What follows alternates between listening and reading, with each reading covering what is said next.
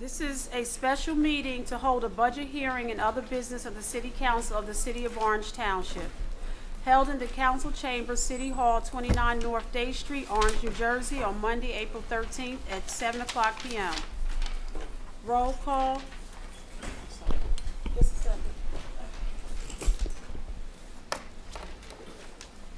Councilman Coley, Present. Councilman Corbett, Here. Councilwoman Eason. Here. Councilwoman Gaunt Butler. Present. Councilman Johnson. Here. Councilwoman Summers Johnson. Present. And I am present as well, Councilwoman Williams. Also present from the clerk's office is Margaret O'Meara, our Mayor Dwayne Warren, Attorney Dan Smith, and thank you, citizens, for being here as well. Please stand for a moment of silence.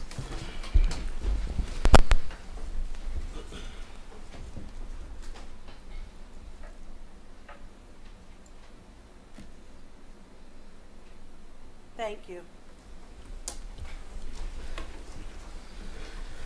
This is an announcement that the requirement of NJSA 10:4-9 of the Sunshine Law has been met. A notice of this meeting was sent to the Orange Record and published in the Star Ledger on April 10, 2015, posted on the bulletin board in City Hall, and filed in the office of the municipal clerk. We're going into matters of discussion, but before we do that, I'd like to make a brief statement. First, to the citizens, I apologize for what appeared to be back and forth between myself and City Attorney Dan Smith. As you know, I was a prior member of the board for the YWCA. The board has not taken any action due to the Y being in trusteeship since roughly July 1st, 2015, and it's the trustee makes all the decisions. However, prior to any inkling that the city was going to be engaged with the YWCA, Councilwoman Williams, meaning myself, I recused myself from all matters on both this side and on the YWCA side.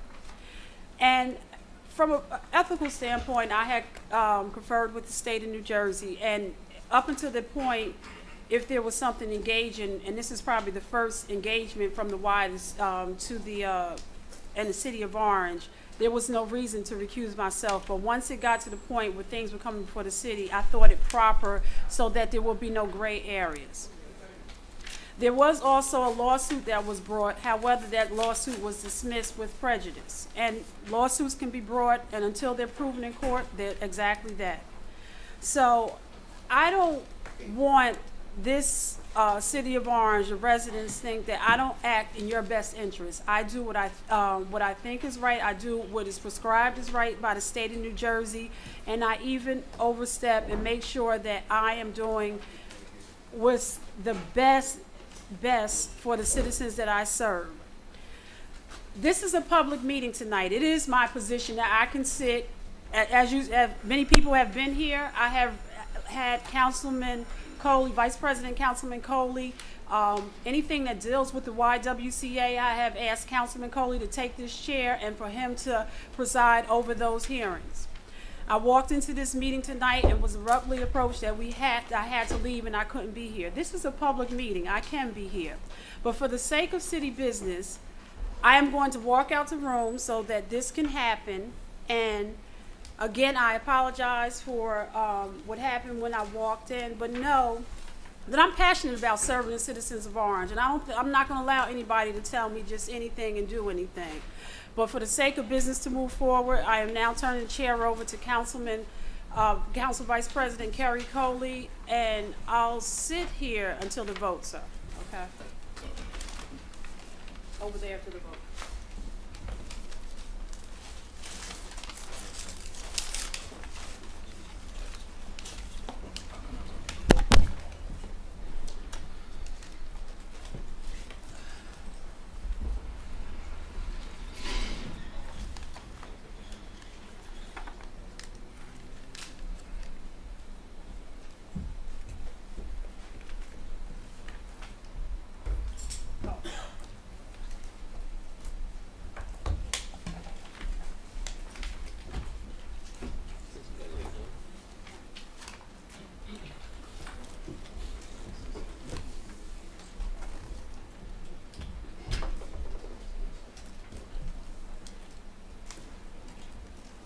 Council Vice President, are you going right into the vote now, sir?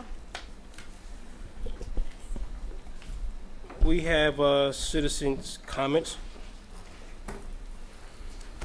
We have a book?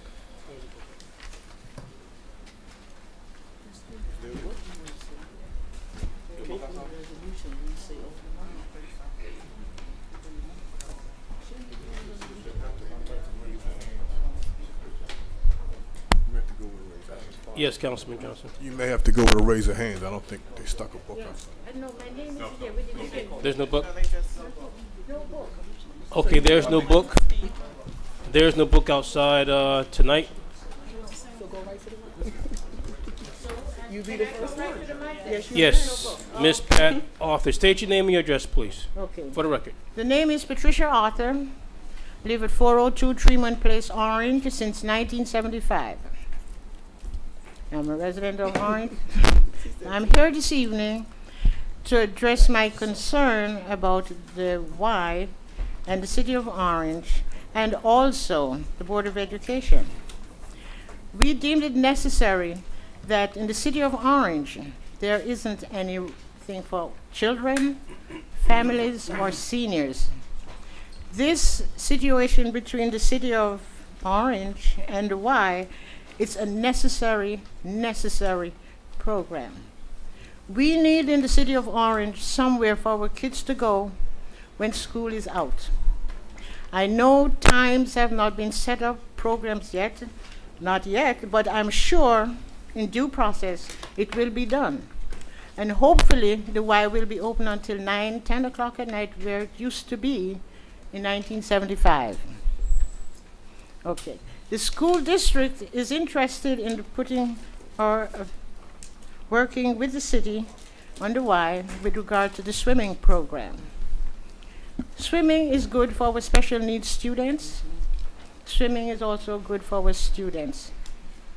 And we would like that this council consider the children in this township. There's nothing.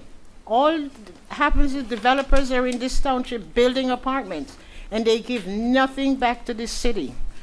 And I hope I'm speaking right, because I'm not aware of anything that a developer has done or given back either to the school district or to the township. So this is necessary for our children. And I'm asking this council, please to support the action of voting positively for this resolution. Our children, our families, and our seniors need this building in town. And it would be a disaster for someone else to come in.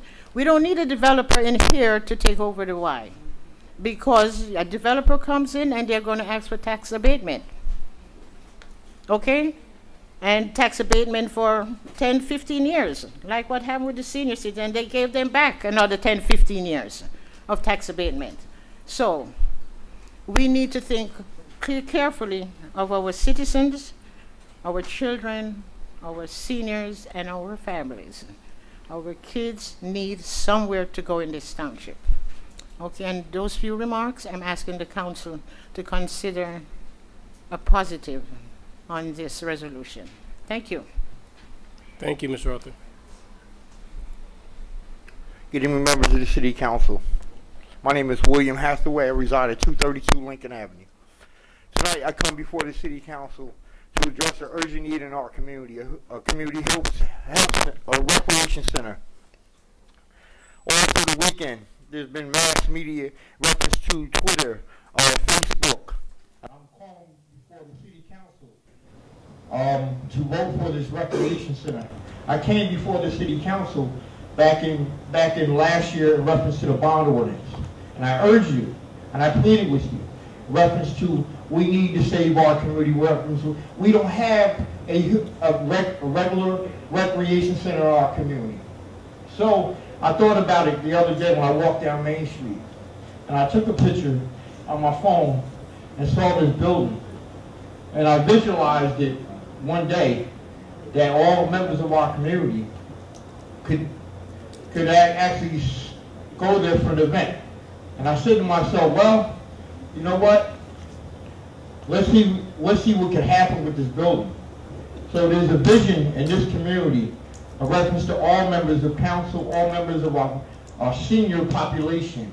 Mr. Edwards and the mayor came before the city council a couple weeks ago, and there's an urgent need that we must pass this. We all from Orange. I was born and raised. I was born in Orange Memorial Hospital. So the say is that I came before the council back in last year in reference to the bond ordinance, and I'm urging you. I'm not pleading with you, I'm urging you. I understand there's some opposition.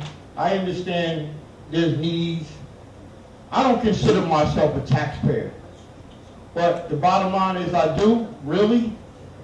I even spoke to some of our council people. I'm real close to several council members. And I don't question no one's vote. I respect your vote. But tonight, the community came out and spoke of the urgency of our seniors, our young people, and the whole entire community. So I thank you, and I encourage you to vote for this resolution. Thank you. And I will respect whoever doesn't vote for this resolution. Thanks for your comments.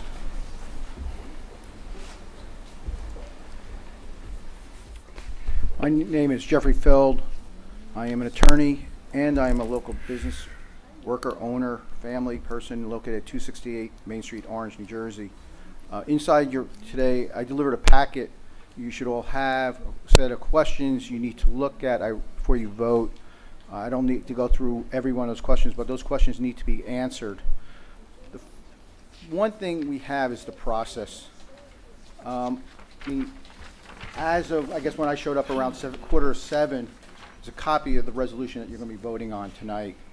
The question is, why wasn't this resolution in the clerk's office last week? Wasn't there at 10:30 this morning? Why is it here? There's two things when you need to look at this piece of legislation. One is, can a municipality approve a lease by resolution? In my letter, I cite you a specific statute. I think you have to ask the city attorney why that statute does not apply, where it says if you're acquiring property, and acquire means either by lease or by purchase, it has to be approved, done by ordinance. And I think you need to get an opinion as to that. In addition, it talks about a lease agreement that you're going to approve. Where's the lease agreement? This is where we get problems. That's what Feld 1 was about, where you were going to sell a piece of property and you didn't have a sales agreement. And one of the attorneys who was representing one of the redeveloper, who was a former city attorney of this city, agreed and said in open court, this is crazy. We need to have a sales agreement. We need to have a lease agreement. This is where we get in trouble. We get in trouble because people don't know what the terms are. And then we find out when the things happen, the terms change from what you approved. And again, that's what your responsibility is as a legislative body, is to approve an agreement. There's no agreement attached to here. Also, I think you need to do your due diligence. And I said, basically, at the end of the day, when you do vote, you're going to have to make a decision. Again, we're just beginning the budget process. I mean, last meeting, we approved the budget. And we heard a little presentation that we're not increasing policemen. We're not increasing firemen. And the question we have to ask is it today more prudent to use that money that we're dedicating, taking from the reservoir lease, to use it for the Y, or should we be using that for policemen? That's a policy decision that you're all going to have to ultimately make. But again, we're looking at a transaction. You have to ask yourself, is this an ordinary transaction or is it an extraordinary transaction? If it's an extraordinary transaction, I believe you need to do it by ordinance. We can't have public forums, like very short notice, where certain people are bussed in, where the other people are still working. Take that into consideration. But tonight, when you vote, please consider the questions. I ask that my letter be put as part of the public record rather than taking additional time. But those questions need to be answered before you vote. Thank you. Thank you, Mr. Fell.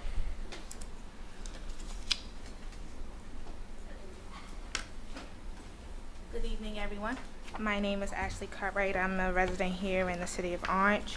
I am talking about the purchase of the Y. I look at it as an investment into our city. We often talk about wasteful spending. I think this is a very good way of showing the taxpayers where their money is going. And I think you should vote yes. That's it.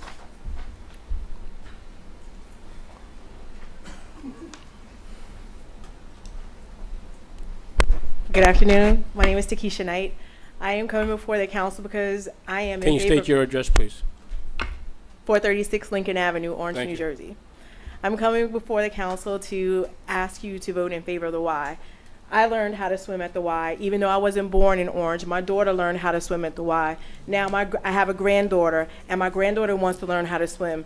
In order for me to take her to swim, I have to take her out of the community, and I would love for her to learn how to swim at the Y. I have volunteered at the Y with Girl Scouts, even though my daughter wasn't a Girl Scout at the Y. I did volunteer. My aunts used to go to senior activities at the Y. They took water aerobics at the Y. They participated with the Roy Grant at the Y. So I would love, love, love to continue on with my next generation, with my granddaughter learning how to swim at the Y, to participate at the Y, and to do so many activities. The swim team, my daughter is still friends with people that she learned how to swim with, even though she didn't go to school with them, and I'm still friends with some of the parents. So I would love, love, love to continue to build friendships and camaraderie with something going on at the Y, whether it be the Y or the Orange Recreational Community Center. Thank you. Thank you.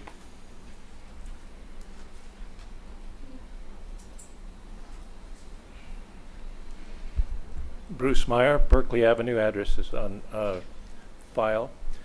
There isn't anyone who doesn't think that the Y and the Orange Rec Center is a good idea. It's a wonderful thing. It's something that the city needs. The question is, if we knew about it, and we've known it about that it was going into bankruptcy for a long, long, long time, if we had the discussion starting in January about this thing, how come a plan was not put in place and moved on and discussed and worked on until this point?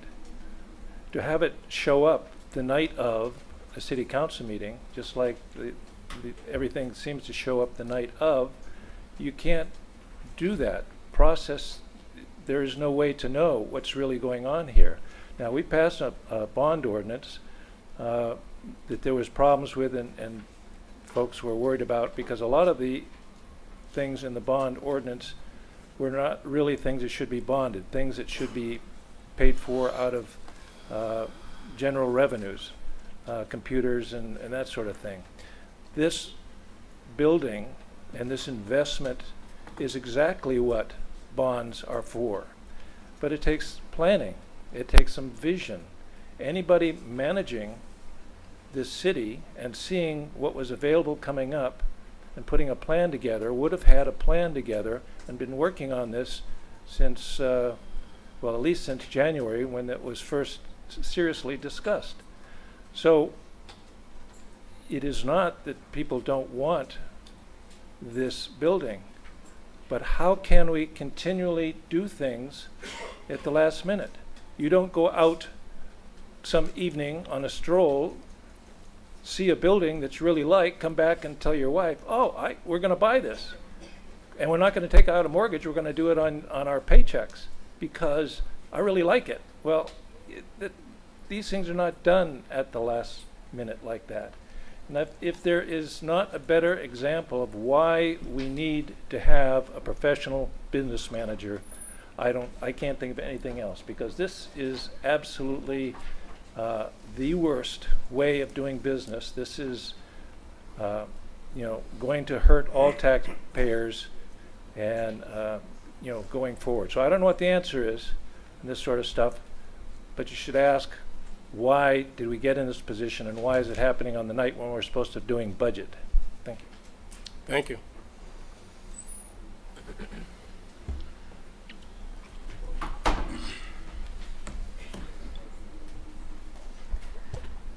Good evening. Thank you. My name is Alexandra Charles. I live at 46 Hampton Terrace. I also work for the YMCA, and the YMCA pulled back from purchasing because of the pool needs about $2 to $3 million to fix. My question is, where do we have that money? Because I'm a taxpayer myself, and I want to know, where's that money coming from? Because my taxes went up last year. I can't afford for it to go up again. So if somebody could answer that for me, I'm all for the rec. I'm all for the rec because I work for an organization that believes in youth, that believes in kids and older adults. So I am not against the rec. I'm just all against where are we going to get the money. And if somebody could actually lay it out for me, I'll vote. I'll beg you guys to vote yes. But if it's going to cost me money, then because see, when you have the seniors come, they don't own homes. They live in nice apartments. So they'll say, yes, yes, yes, I own a home. I pay tax. So I need to know how's my taxes going to go further up, because maintaining that building is not as easy as purchasing it. Thank you.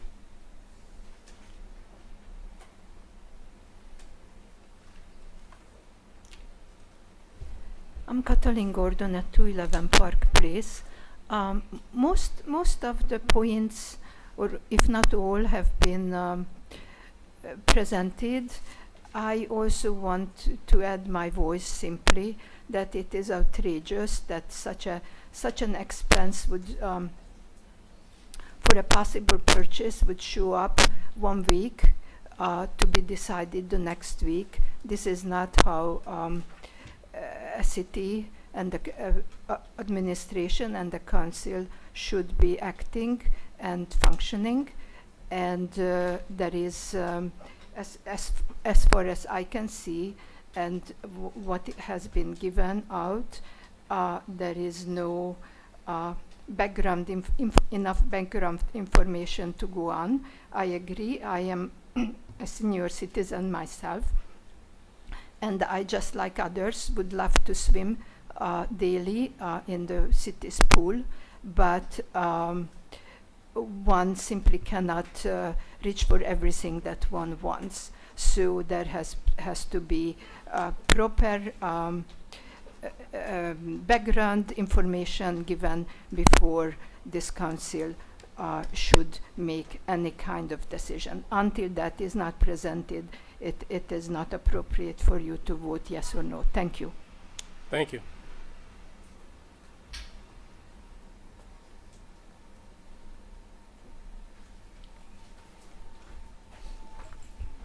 Good evening, folks. My name is Lydell Carter. I live at 196 Claremont Terrace. I'm a member of the Orange Board. And my comments are really about the concept of paying now or paying later. I believe that the City Council should strongly consider voting positively towards this acquisition because it's really an investment in our future. I'm the parent of 3 school-age children. And all of the data indicates that the time in which a child spends supervised, structured time after school is perhaps the most important thing towards their development. Many folks have come up and said that, you know, we're making this decision now, you know, at the last minute. I can tell you as a member of the board, we've been having this conversation about the acquisition of the YMCA for at least 6 months now. It might be coming to vote now, but the information is not new. I would really urge people to consider the fact that structured, organized after-school programs allow the best option for young people to gain academic skills and social skills.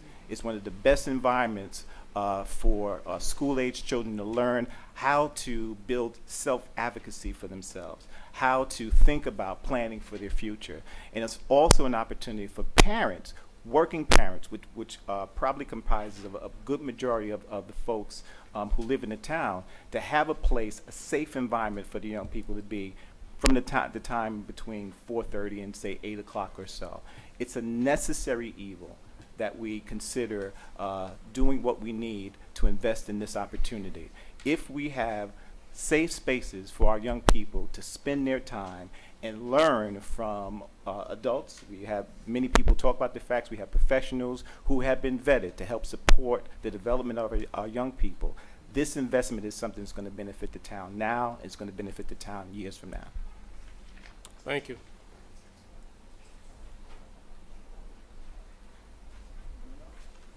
Any other comments? Motion closed. Second. Second. All in favor? Aye. Council President, Council Vice President, I'm going to excuse myself now. Thank you.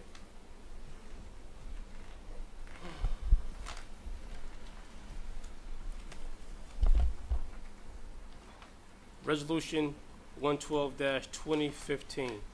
A resolution authorizing the City of Orange to enter into an agreement to purchase the building and premise owned by the YWCA of Orange and to authorize the transfer of rental proceeds from the Orange Reservoir lease agreement to be applied towards the purchase of the YWCA of Orange. Motion. Move. Second. Second. Motion by Councilman Corbett, second by Councilman Johnson.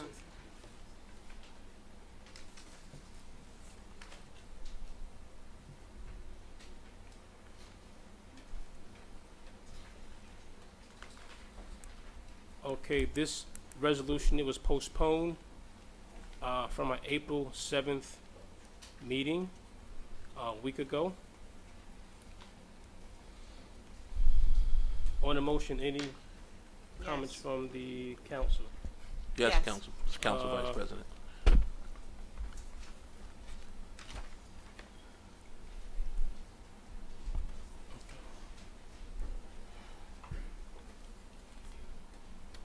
Yes, Councilwoman, Thank you, Council Vice President. yes. Okay, so I have a couple of questions. They may be for the city attorney, or they may be for the deputy business administrator or the mayor. I have spoken, so I've sat here and I've listened to resident after resident discuss the YWCA, the lease and the purchase. And generally speaking, most of the residents are in favor of the YWCA lease. Where I heard concerns was about the financial picture and whether we would be able to sustain it. So sustainability is an ongoing theme with the residents and with myself. I have met with the deputy business administrator, and we discussed those concerns. I asked him for nuts and bolts. I did get additional information, so I thank him for that. But after reading the appraisal, I have additional concerns. One of the concerns was that the life expectancy of the building, a building of that kind, is 40 years, and we're 37 years in. It also talked about maintenance. It also talked about the appraisal was for the exterior of the building and not necessarily in the interior of the building. That's a concern for me. They also said that we need to retain some kind of expert in hazardous materials because those might exist within the building. I have other concerns about maintenance. However, saying all of that, and then I have concerns, is this in the budget for this year? I have that question as well. I don't know if anyone wants to answer them, but I will go on to say this. Parking is a concern. That building needs to be retrofitted because it is not ADA compliant. These are all concerns of mine. Having said all that, I love the YWCA. It is where I grew up. I went to Camp Lenalock. I grew up and learned to swim at the Y. I became a lifeguard at every single pool in this city. So I want to say the Y and that structure does very good things for the community. I've been on the board of directors. That's a volunteer board. I've been on it for many years. I served at every capacity. The Y is a good place and it is an opportunity for us. But having said all that, I will say when I sit in this position, my responsibility are to the taxpayers and the residents of this community and to make sure that we are doing something that is fiscally responsible. Having said that, this resolution, which looks very different from the one that was presented to us the other night, and one of my concerns is where's that $65,000 that they owe us in water? I don't see that in this resolution. But having said all of that, I am willing to give the city the year to dot its I's and cross its T's. I am willing to vote on the lease and give them the city, and potentially it's going to be 18 months because in this particular resolution it talks about an extension of 6 months. I am willing to give the city that 18 months to dot their I's and cross their T's and bring this back before the council. But I do have serious concerns, and so I wanted to make sure I express them here on the record, and if someone wants to answer my questions, I'm certainly willing to listen. But that's my position right now.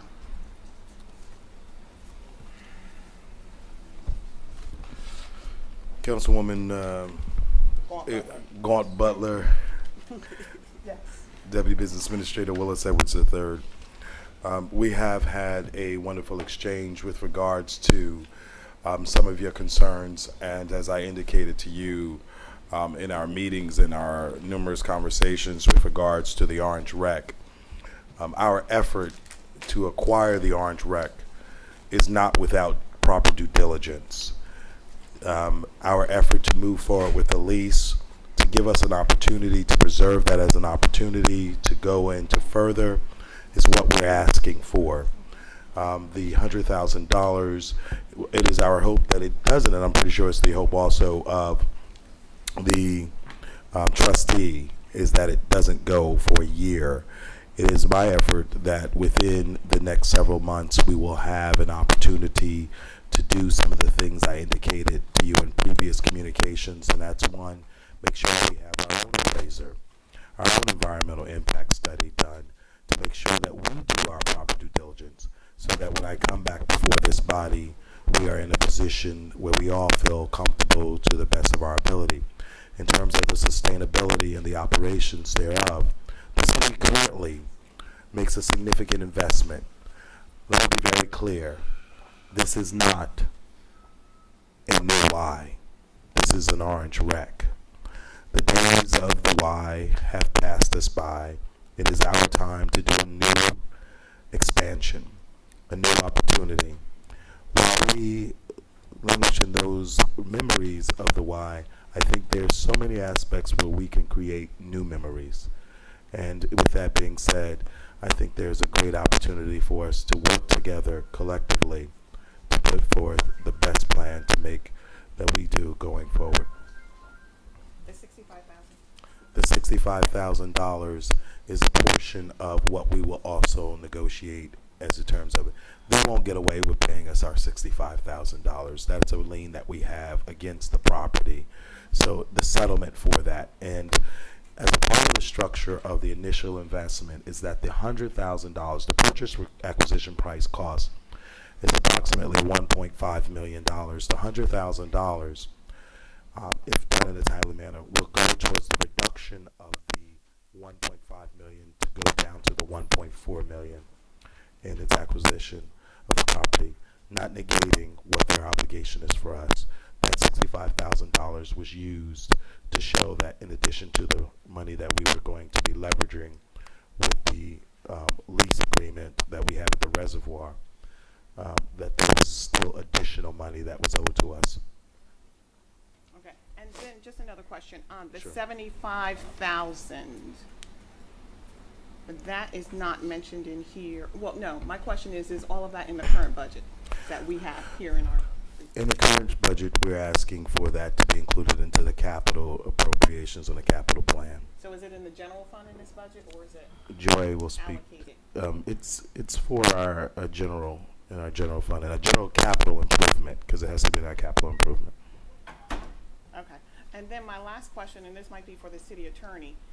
If we're agreeing to this, this will have to come back before the council prior to purchase of that. Yes, yes. Is that correct? This is, Yes, That is correct, yes, that's yes. correct. Yes, Yes. yes, yes. Okay. Yes. That's what I wanted to hear. Thank you. Council Vice President? Yes, before we continue with your comments on Councilman Corbett, I just noticed the resolution language and the resolution that is read tonight versus April 7th, the language is different. And I need to read this back into the record correctly. Because the resolution that we have tonight, it clearly says, purchase. Mentions nothing of a lease. No, it says Yes, it lease does. and Yes, acquire it or does. purchase. Lease. And acquire or purchase. Yeah, the lease will be, It says This will be the first step in the process a purchase option. of a purchase option to acquire. but it will require council action to do for the purchase acquisition of the property. Okay, all right. Also, the $100,000 was missing from the resolution tonight.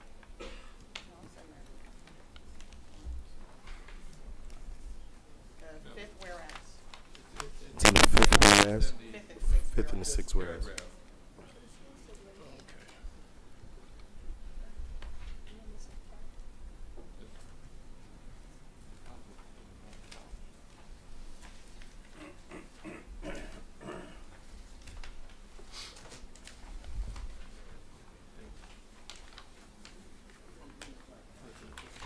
All right.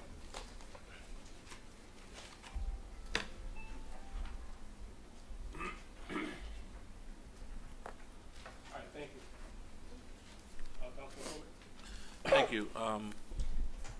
You know, over the years during the campaigning process, and I'm sure my colleagues will agree with this, there's really about 3 or 4 issues that the residents have.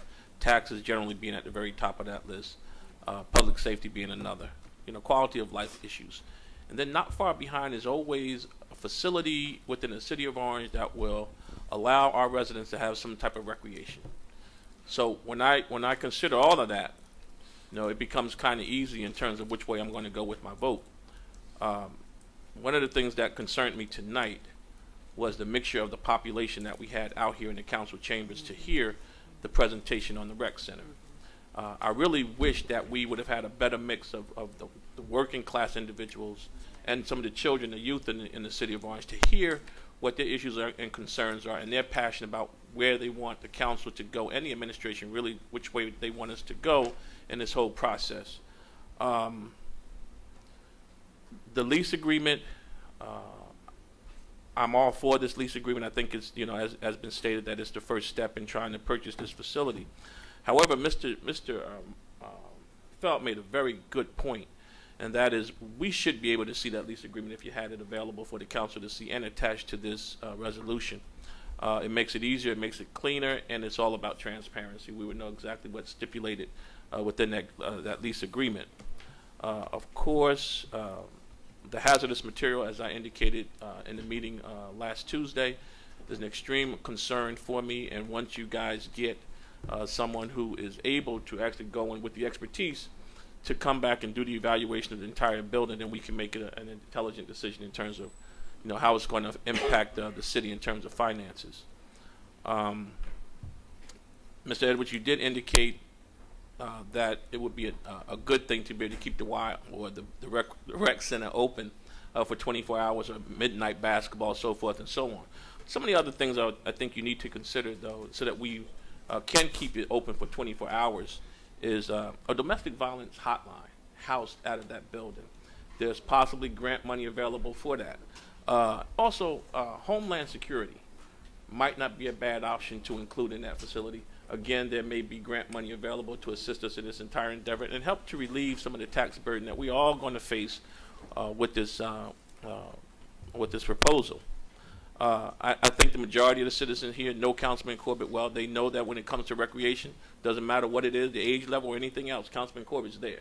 That's my true passion. Even if I'm not sitting as a council member, you still see me at those events. It's in my heart. I can't help it. So I'm all for this. Again, as Councilwoman Gaunt Butler indicated clearly, we have to be very careful when it comes down to the funding. We still have the school board coming before us with a bond, another burden for the taxpayers. The why. We just did a bond. So we got to be very careful.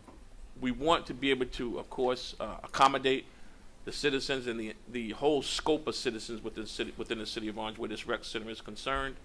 But at the same time, we got to be very careful. We don't want to overtax the people and run them out of town. What good would the rec center do us at that point? So we got to use common sense when it comes down to the financing piece of this. So those points that I just made to you, in particular where we may be able to get a hold of some additional grant money with the additional entities that indicate that we might be able to house out of that facility, I think it's something that we need to look at very seriously and see if we can make it happen. But as far as I'm concerned, this is a yes vote. Thank you, Council Vice President.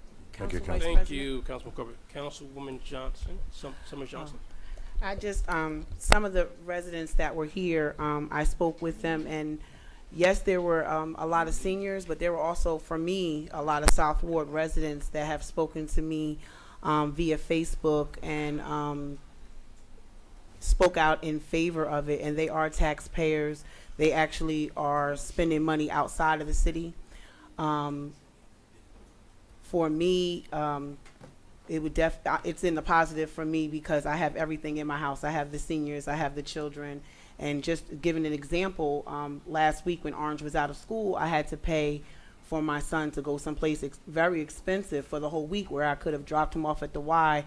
He would have been with his peers, you know, and do activities. So for me, it's a plus. And just as I was saying to the residents as they were leaving, it's just funny how the opportunity to really speak on it when all the residents were here was given. And I said to the residents that were like, you know, you need to vote for it. I'm like, okay, well, after the votes, we're still going to need those residents to back whatever decision is made, because at the end of the day, people want it, but they still need to understand that we have to invest in our future. The kids need stuff to do. Our seniors need stuff to do. I mean, like someone said in the open forum, we're like the only town that doesn't have a rec center, and that's just what I wanted to say. Council Vice President? Yes, Councilman Johnson? If I may. Yes, you can. Good evening, Mayor. Good evening, Mr. Edwards. I, as a council person in the West Ward, have to cast a vote for all the constituents in the West Ward, so I take my vote very seriously. This matter of lease, purchase, or whatever, the why and so forth. I've read every stitch of paper that's come across this desk, and I've had to take a logical, educated synopsis on what kind of vote I'm going to cast for people who aren't here, who may be generally affected by me taking a vote. I took a timeline, a memory timeline of how I received this information, and within the manner of professionalism that I received this information. I will not be supporting this. I will not be supporting this. What I've digested, it's a mess. And that's my personal opinion. Thank you, Council Vice President. Thank you, Councilman Johnson. Councilwoman Tinsey Eason. I have a question, and I want to piggyback on something. Can't hear you. My question? I'm going to ask the question. You mind? Quick question. You got to speak in your mic. Mr. Edwards, Councilwoman Butler brought up ADA compliant. They still can't hear you. Can't hear you. Almost like it's not on. Oh, it's working. It's working. Look, he's like, yeah. Can you hear me now? Yes. Councilman Butler brought up ADA compliant, but isn't it already ADA compliant? Because all it requires is being able to wheel it, and it has a flat level, so you can wheel a wheelchair through the front door. This is what. Yes, it is. Yeah, Okay, the appraisal says differently. There are certain areas with regards to it, and again, the assessment of the appraisal is that of the seller. With regards to what we will rely most heavily on, and what I'll be presenting is the appraisal that the city conducts, and all of those necessary components. There are a number of entities or facilities that, in terms of making something ADA compliant, only requires some modest modifications, whether it be a list on the curb to allow access to the building, or a easier access. So those are things that we will continue to walk through in terms of our due diligence. Because it probably needs some door. Automatic door And opening. maybe some bathrooms, I don't know. Maybe need to expand the doorways to the bathroom or something like that. Toilets. Okay. That was my question. Any other questions from the council? I just want to chime in on one thing. Attorney Smith? Merely this, that the material terms are laid out in this resolution. The material terms are pretty much laid out in this resolution. So there's no surprises that come down the road. They still can't hear you. You got to stay on the No mic. surprises that will come down the road. The material terms are pretty much contained in this document. Obviously, as part of our own due diligence, of course, there will be certain legal lease that will be included as part of any lease agreement, and this lease agreement specifically. So, but prior to it being closed out, obviously we will be coming back to the council. You will have an opportunity to review it as well, where the T's are crossed and the I's are dotted. And I think you'll be comfortable with the lease that we come up with. Thank you. Thank you, Attorney Smith. I have just a comment and a few questions. First of all, again, I thank the Deputy BA and his team for their presentation. However, I do have concerns regarding the lease agreement not being attached and available. That should have been one of the first things that we should have been able to put our eyeballs on, so we could better digest and understand what you're doing.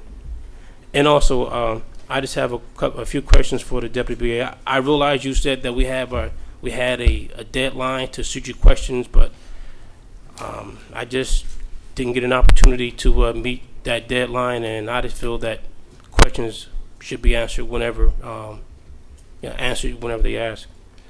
Has an independent appraiser looked at the property and the assessed value and all the repairs needed for the entire building?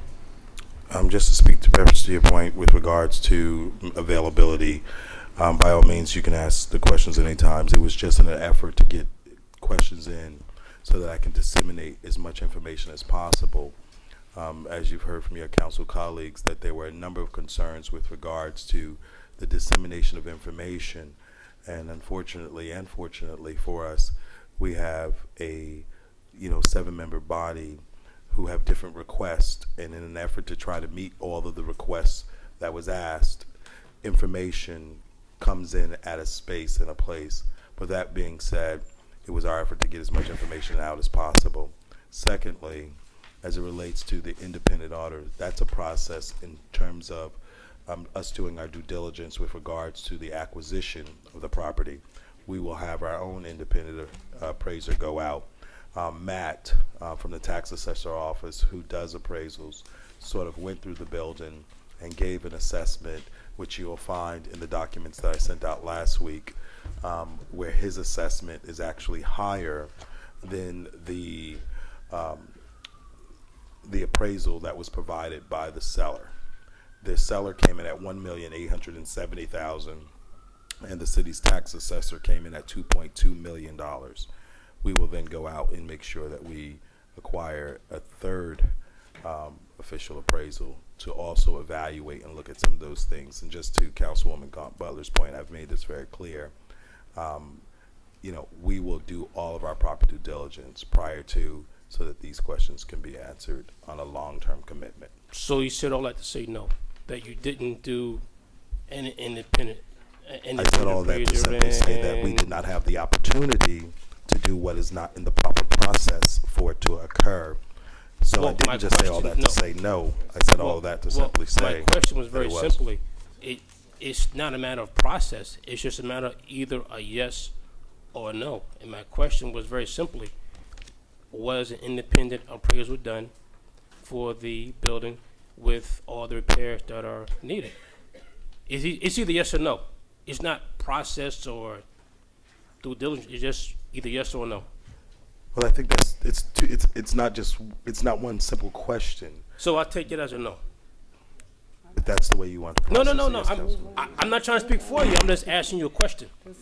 There's a purchase appraisal. Then in terms of what the repairs may be necessary is a separate question. Isn't the administration looking to purchase this building down the road? Yes. So I would think if I was leasing with the option or the intent to purchase, that would be the first thing or one of the first things that I do, so I would know what dollar amount that I need for repairs. That's just, I'm no expert. You guys have all the advanced degrees and things. I'm just a layman. Just do things, step by step. And there's no way that Kerry Coley would lease something with the option to purchase, and I don't get an independent appraiser and I don't have a breakdown of all the repairs that are needed. Councilman Kerry Coley, I agree with you 100%, and I can't stand to say anything other than if council had moved when I brought this matter 6 months ago to the body, Well, and not you know what? personnel, Being that you're going to put it back on the council, yes. I believe, for the record, when Jay LeBeckin came here and gave the new council members our first overview of the status of the Y, he expressed to us, correct me if I'm wrong, new council member, that he brought this information to the administration back in 2013. That what he brought in 2013 was his concerns with regards to the operation and the handling of a community asset and the number of board members who had legal issues relative to the operation, which I can't go into. That's what he brought forward. He did not bring forward the option to purchase at that particular time. Maybe I misinterpret what he stood in front of me I can't saying, speak for but Mr. LeBeckin. that's what I interpret Mr. LeBeckin to say. So the answer to my first question is no. I'm gonna take that for the record as no. Now also, does a purchase guarantee a property tax hike for our residents in the next year? There's no guarantee that I can sort of offer you, Councilman Coley, with regards to a purchase. We're not here this evening with the intent to acquire or to request the council to impose upon this significant $1.5 million investment. But isn't that your long-term plan and goal? That is the long-term objective, yes, sir. So you should have broken down some type of numbers, regarding, what your intentions are regarding the purchase, of the YWCA. As I indicated when I gave the presentation and the numerous opportunities I provided for council members to call me and or come to my office to meet with me or make myself available to meet with them, I walked through step by step in showing that through the lease options that we availed ourselves with regards to the Orange Reservoir deal, that we have significant revenue to sort of offset a major portion of the purchase of this property. In terms of what the breakdown would be, I went through that. Is there something that you're not clear with that I can kind of go back over again? Well, we just keep on going back and forth, but let me, the $65,000 lien. Yes. Regarding the water. Yes. If the YWCA is in bankruptcy, yes, how will we recover that $65,000 to plug into this purchase price? As the receiver, Mr. LeBeckin has a responsibility of getting the best price he can. As I indicated before, Mr. LeBeckin has spoken with the judge in this matter and has indicated that he is willing to sell the property in a manner to settle the debts that are liened against the property. One of those liens that are settled against the property is the $65,000. So in fact, we would be paying $1.5 million, getting $65,000 that he owes us, along with all of the other debtors that have a lien against the property.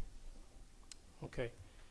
Next question. In addition to the property tax increase, you're already posing for the next budget year without the purchase. How much more increases do you really feel the residents and the business owners can take? With regards to property tax increase, I've had the opportunity to speak to our city auditor, McNerney, and I've had a brief conversation with Dita Lurch and the city councils also. We've been back and forth in communication. Due to the price structure of the deal and the amount of money that we're looking to purchase, the increase is not negligible in terms of we'll absorb many of those costs. Keep in mind that there is a number of fees that we currently pay out for usage for seniors and for other individuals by renting and providing services and going to other facilities. By using this opportunity to purchase the property, we will then be in a better position to now, one, take that same funding that we're currently appropriating to go and rent space other places, to use that here. In addition to that, we have an excellent opportunity to use fees and services to offset additional expenses if they arise. One other question. If we are using the reservoir payments monies from the county in this consideration as an accelerated payment or loan with additional interest, do we need to pay this money back? No. Just for clarification, the loan payments was a deal that was structured and approved by this governing body, absence of your arrival to the council. But prior to that, the deal was for a 20-year lease arrangement.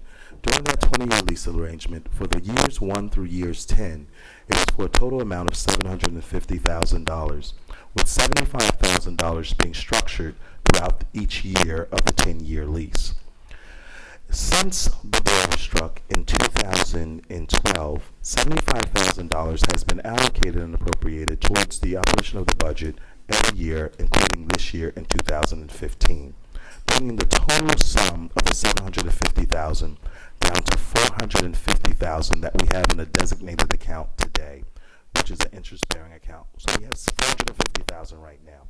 In year 11, there's a remaining obligation from the county under these lease terms to pay the municipality of Orange $850,000. That $850,000 is also revenue that's anticipated in terms of moving forward. I will also add that in conversations with the county has expressed significant interest in also extending the current agreement from 20 years to possibly 30 years. And as recently as last week, I did receive notification from the county exec of his interest of sort of purchasing Campbell's Pond, a pond that's right up the road from us, for approximately another $300,000. So there's a lot of different options, and it's not to say that all the options that are available are the options that we're going to exercise, but it's great for us to be in a position to be having such a healthy debate about these options that are available to us today. Thank you. Any other questions from the council? Motion.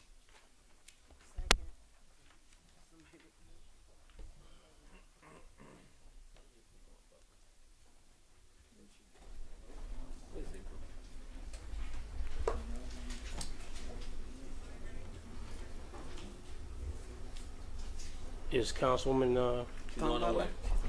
She's coming.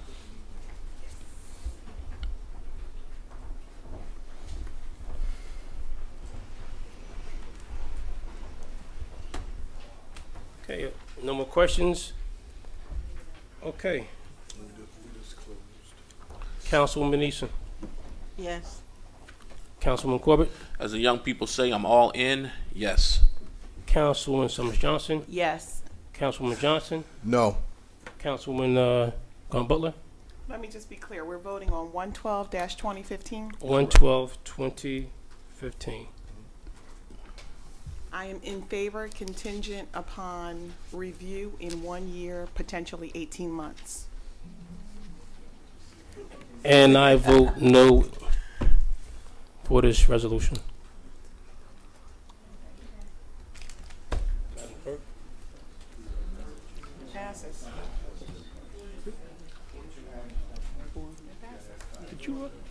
Did you vote? Yes, I just stated on the record, Maggie. 4 yeas. 4 yeas and 2 nays. So it passed.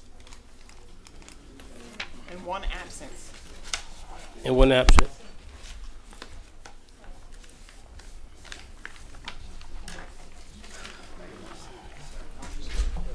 Okay, thank you all. We're going to be moving the agenda forward into the calendar year 2015 budget hearing.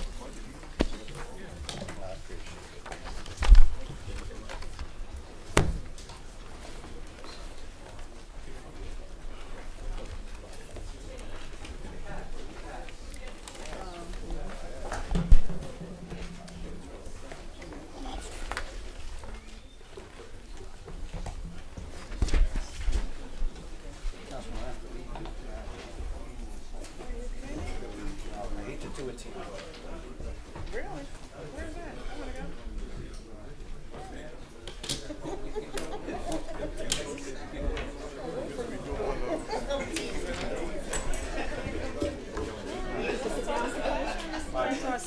the hour's getting late.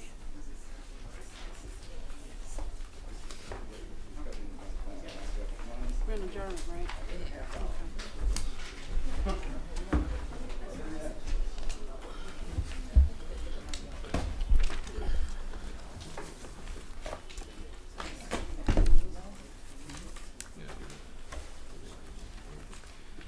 Can I entertain a motion to, oh, well, I'm sorry. You on the mic? Can I entertain a motion to reconvene? Move. Moved by Councilman Second. Corbett, second by Councilwoman Butler. Let me do a roll call. Councilman Coley? Present. Councilman Corbett? Yes. Councilwoman Neeson? Yes. Councilwoman Summers Johnson? Yes. Councilman Johnson? Yes. Councilwoman Butler? Present. And I am in favor as well. That's just right. We're back to the portion of meeting where we're going to commence doing our budget hearings. The first up, I see at the table, is community services. It is, the first part went a little bit longer than we anticipated. I did ask, just, we know, if we could move forward and kind of be as efficient as possible. I asked the library if they were able to come another night, just to see, you know, in terms of the time. They are not able to come on Saturday, which is where we had an opening, because they have a previous commitment. So again, I'm just asking if we can move it as efficiently, but, you know, have all our questions and things answered. With that being said,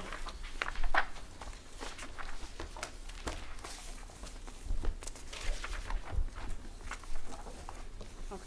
And we're gonna have our opening, starting with your name, please, and title. Thank you. My name is Wali Abdul Salam, and my title is Aide to the Mayor. Good evening, distinguished members of council. I'm pleased to come before you today to present the Department of Community Services budget for calendar year 2015. Mr. Abdul Salam, Yes. could you tell me why the Director for Community Service is not presenting?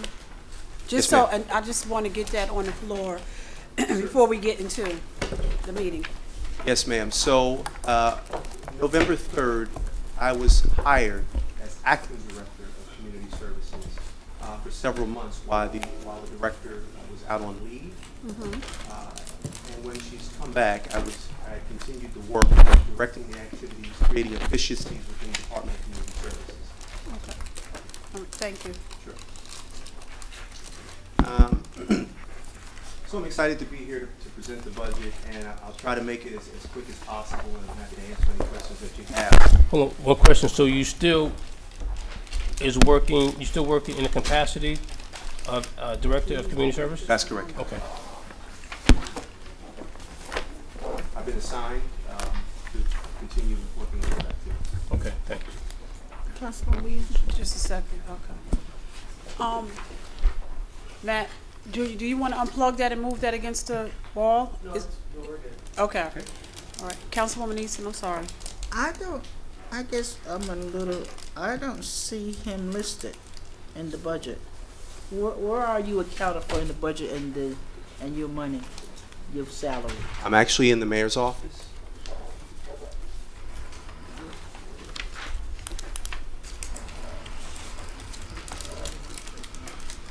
So your salary is coming out of the mayor's office, but you're still acting in the capacity of community services? That's Is that right? correct. Okay. Are there any other questions before we go into the budget? Councilman Coley? Miss Sykes, so she's no longer in community service, but she's working out of that budget? Ms. Sykes has been assigned to working on grant-making activities and things for the department and Say grants? all the other departments in the city. That's correct. Council.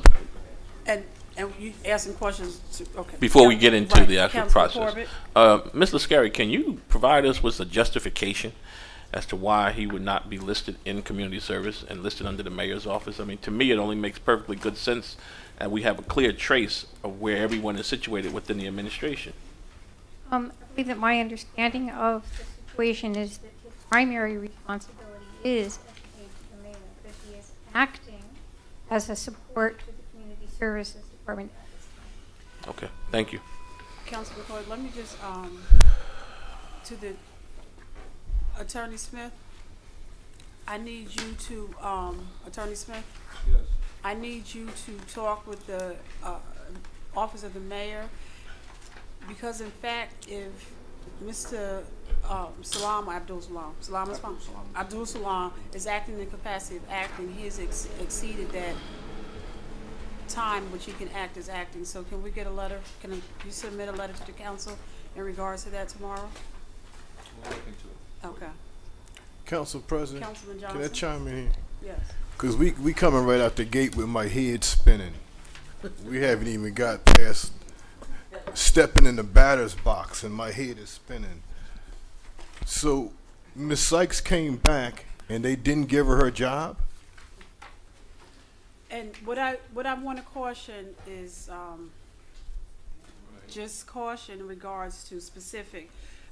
If we will have to do a personnel session, we'll have to do it. But I wanted him to clearly put on the record what he was doing. But we can't get too much into personnel because of the personnel. I'll wait until further notice then. Okay.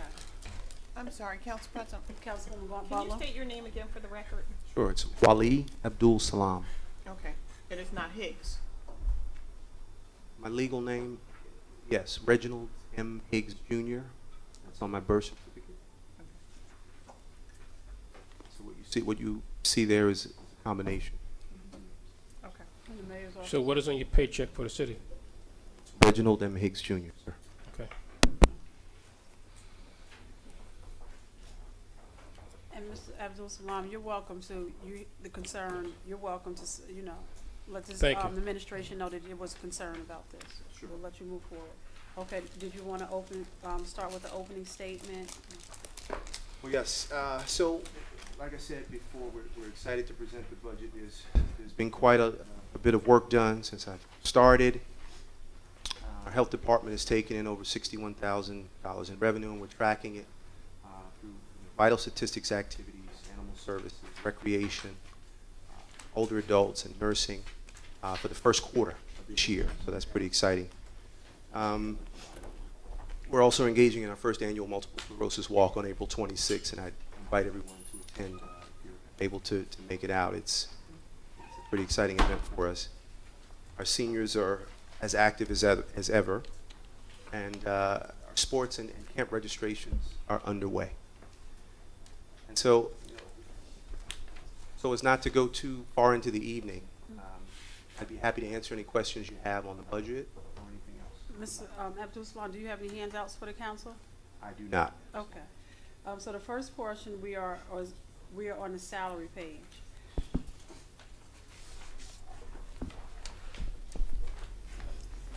And these are all the persons listed under community services on the first page, community service administration. Council members, do you have any questions of Mr. Abdul Salam or Ms. Lascari regarding this salary page? Page 71. I have a question. Councilwoman Eason? And I guess I'm a little concerned because I don't know how to put this. There's too much musical chairs where people are not reflected in their proper place in the budgets that we receive. And that's a big concern of mine. I think if we're going to move forward with this budget, Ms. Lascari needs to provide us with a true page. If Wendy Sykes is no longer in community services, we need to know where she is and put her on the proper sheet of where her salary is coming out of. So if she's not there, we need a true picture. This is not a true picture. We need to see people where they really are working and not have somebody come in here and now tell, oh, she moved over there, he moved over here, his salary's there. This is not the budget. I mean, we need to know exactly where people are and where their salaries are coming from.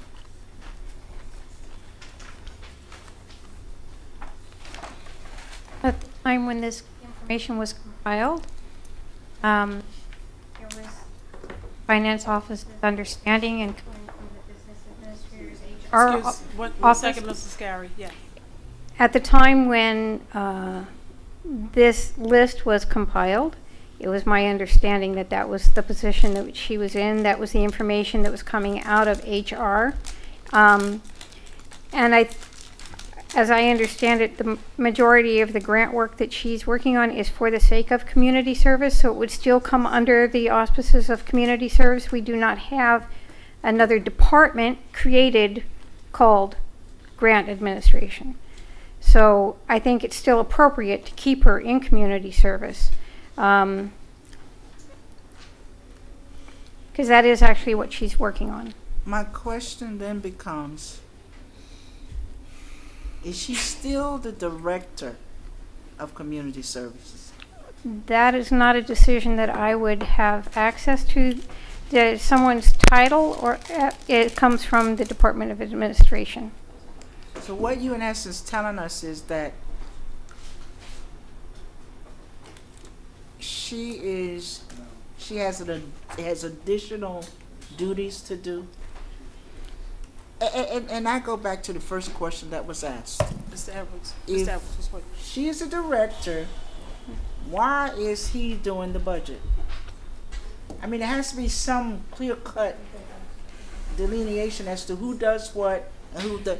If we're going to make this budget have some credibility in this budget, we got to know exactly where people are and where they're being paid for. Otherwise, it makes no sense for us to even do the budget. Mr. Edwards, I'm going to allow you to, here's a couple of things, to come to the mic and to make a general statement so we can put this to bed. And can you do it in 2 or 3 minutes? And then we need to see some corrected pages. 1 second, and can you come and make 1 second? And while Mr. Edwards is making a general statement, Mr. Abdul Salam, can you sit over here next to Councilwoman Gaunt Butler? And Joy, can you just sit here since you'll be continuous to everybody? And that way, the department heads, that'll be better. We can hear you. And Mr. Edwards, while you're talking, 2 to 3 minutes, no more. Just real quick with regards to Mr. Abdul Salam and with regards to Wendy Sykes. Wendy Sykes is still the Director of Community Services, and Mr. Abdul Salam is assigned to the Mayor's Office as the Mayor's aide.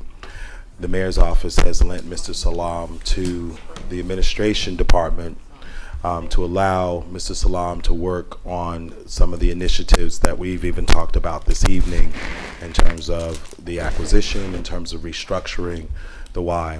While looking at the overall operations and determinations with regards to some of our grants and services, and recognizing that Mrs. Sykes has an extensive background with regards to looking at grants, she has been reassigned to assist on this special project to help us get a handle of that.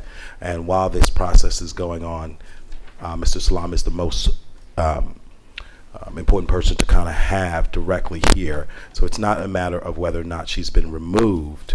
It's a matter of us sort of repositioning her to address a critical need where the city has lost significant money over the years. And our effort is to make sure that we sort of recoup that and be in better position moving forward. I am so sorry, but you still didn't answer my question.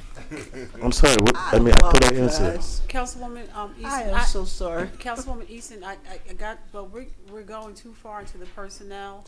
So allow Attorney Smith, and thank you, Mr. Edwards, allow Attorney Smith to respond with that. And then I know you've heard the follow-up as well in terms of getting corrected pages, or if necessary, a statement as to why things aren't as they are. So let us get into the budget, because I don't want to go too far in personnel. Okay, thank you. We're on the Community Services Administration salary and wages.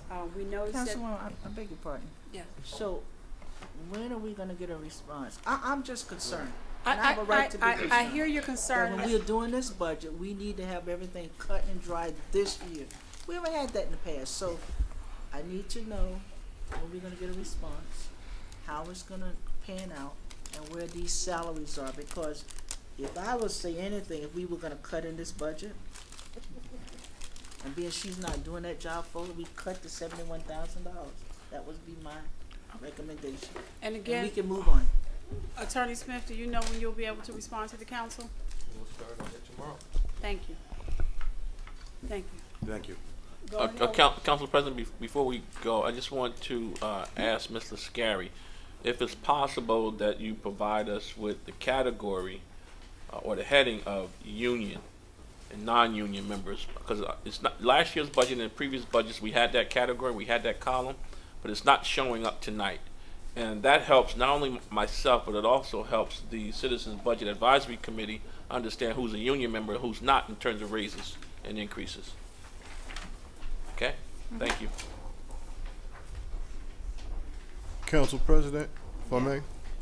Oh, well, okay, good. Yes, Councilman Johnson. Well, we on salary wages for this Community Service Administration? Yes. Can somebody explain to me, going forward in 2015, Lewis Copeland is an hourly part-time employee? Is he's paid by the hour? Mr. Scarrett, Can you hear me on this? yes. Okay. No, he's not a part-time employee, but his salary is split between different departments. And so it's reflected in each department that he works in and what percentage is being charged to each department. In this case, 10% to community services. So this 2015 step number or base number of 44,778 is an annual salary. That's correct. That's his salary, yes. Council President, I think Yes, sir. I would like the attorney to look into that also, because we've been misrepresented with literature saying that there's otherwise. Please look into that. Have Dan Smith look into what type of pay structure is valid for Mr. Copeland. Councilman Corbett? Yes. Ms. Lascari, once again, when I'm looking at two employees in particular, the very first one, and if you come down 1, 2, 3, 4, you'll see Miss Pollard, right? Pollard, I'm sorry, thank you. Both of those are looking for increases, and it says 2015 step. Now, for sure, one is a union member, and the other one is not. So how? Who was the first one? First one is Shelley Alexander. Okay, thank you. Is she a union member? No. She's listed in a step and an increase. You're right. That's what's written in there. I'd have to investigate. That's what was presented to me. Okay, thank you. Okay, and just Councilwoman Wambolo? Yeah, just a general request. Also, when you add the column for union and non-union, can you also add a column for full-time and part-time? You always said that. I think when there is somebody who's a part-time, it's indicated in there, but if we come across something, you know, that indicates otherwise, you know, or seems to be gray, then I'll increase. There's limited space. Everything starts getting really small the more columns you add. So. Are there any other questions on page 71? Moving to page 72. And we are on the O&E for community service. Are there any questions on this page? Council President, I'm sorry. I'd like to go back. To salary and wages? Yeah, yes. because with regards to the increase for a non-union member, and you look at everything that the council has on its plate, and in terms of money that we're going to have to spend, are we really in a position to give anyone an increase? And I know the sacrifices that people are making and continue to make over the years, but being realistic, we can't afford to do all of this. We just can't. So I'm not in favor of an increase for a non-union member. Councilman Corbett, let Yes. me say for the record that I think you heard me state it on the night of the introduction that the directors did take a raise without bringing it about before the council. So some of those raises have already happened.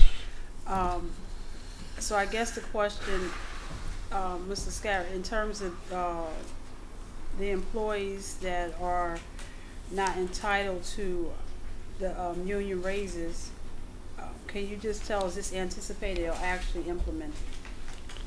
For instance, the first employee. Yeah, I believe it's actually implemented, and it is standard for non-union employees to piggyback, as you might say, on the OMEBA or on that contract. Mr. Scarry, let me be clear that that's not correct. What the standard is, or that the contracts are done, and then the administration presents to the council a request to increase all non-union members' salary, and the council approves that increase. Okay. It just does not happen. So it's already implemented, Councilman Corbett. That's what I just wanted to make. That's just wonderful. Okay. And then I have another question, I'm sorry, on page 71. Yes, Councilwoman Walker. I thought when you made general comments, Ms. Liscari, one of the comments that you made was that there was a 2% tax levy increase for the budget, there was a 2% increase for directors, and then you talked about on page 3B3, there was the debt for unemployment, and you also talked about pension payments were up to date. But my question is, if I'm looking at Ms. Sykes, who is the director, I'm not sure if that's a 2% increase, is it? It's not 2%, it's 1.25. Okay, you made the comment that it was 2%. Not, Yeah, I wrote it down. I apologize. Okay. And I think what we had set aside was 2% for all employees, but the only contract that has been done are the OMEBA employees. So none of the uniform services contracts have been settled yet. That's correct. Right, but she made that comment in reference to directors. So, right. Absolutely So it's remember, it's the 1.25. It's 1.25. Right. Okay. Are there any other questions on 71? Councilman Corbett.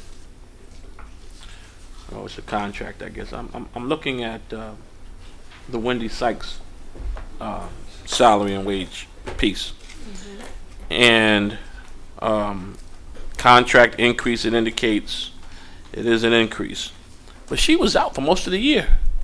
She's still entitled to it. When you come back, I mean, she's not really, but even a union employee would be entitled to it. She's non-union though. That you're right. So that's what I want to alert. The directors got the contractual raise that did not come before this council, right? I'm going home. You know, what's the use? I mean, why are we here? Really, logically. I mean, what are we doing? And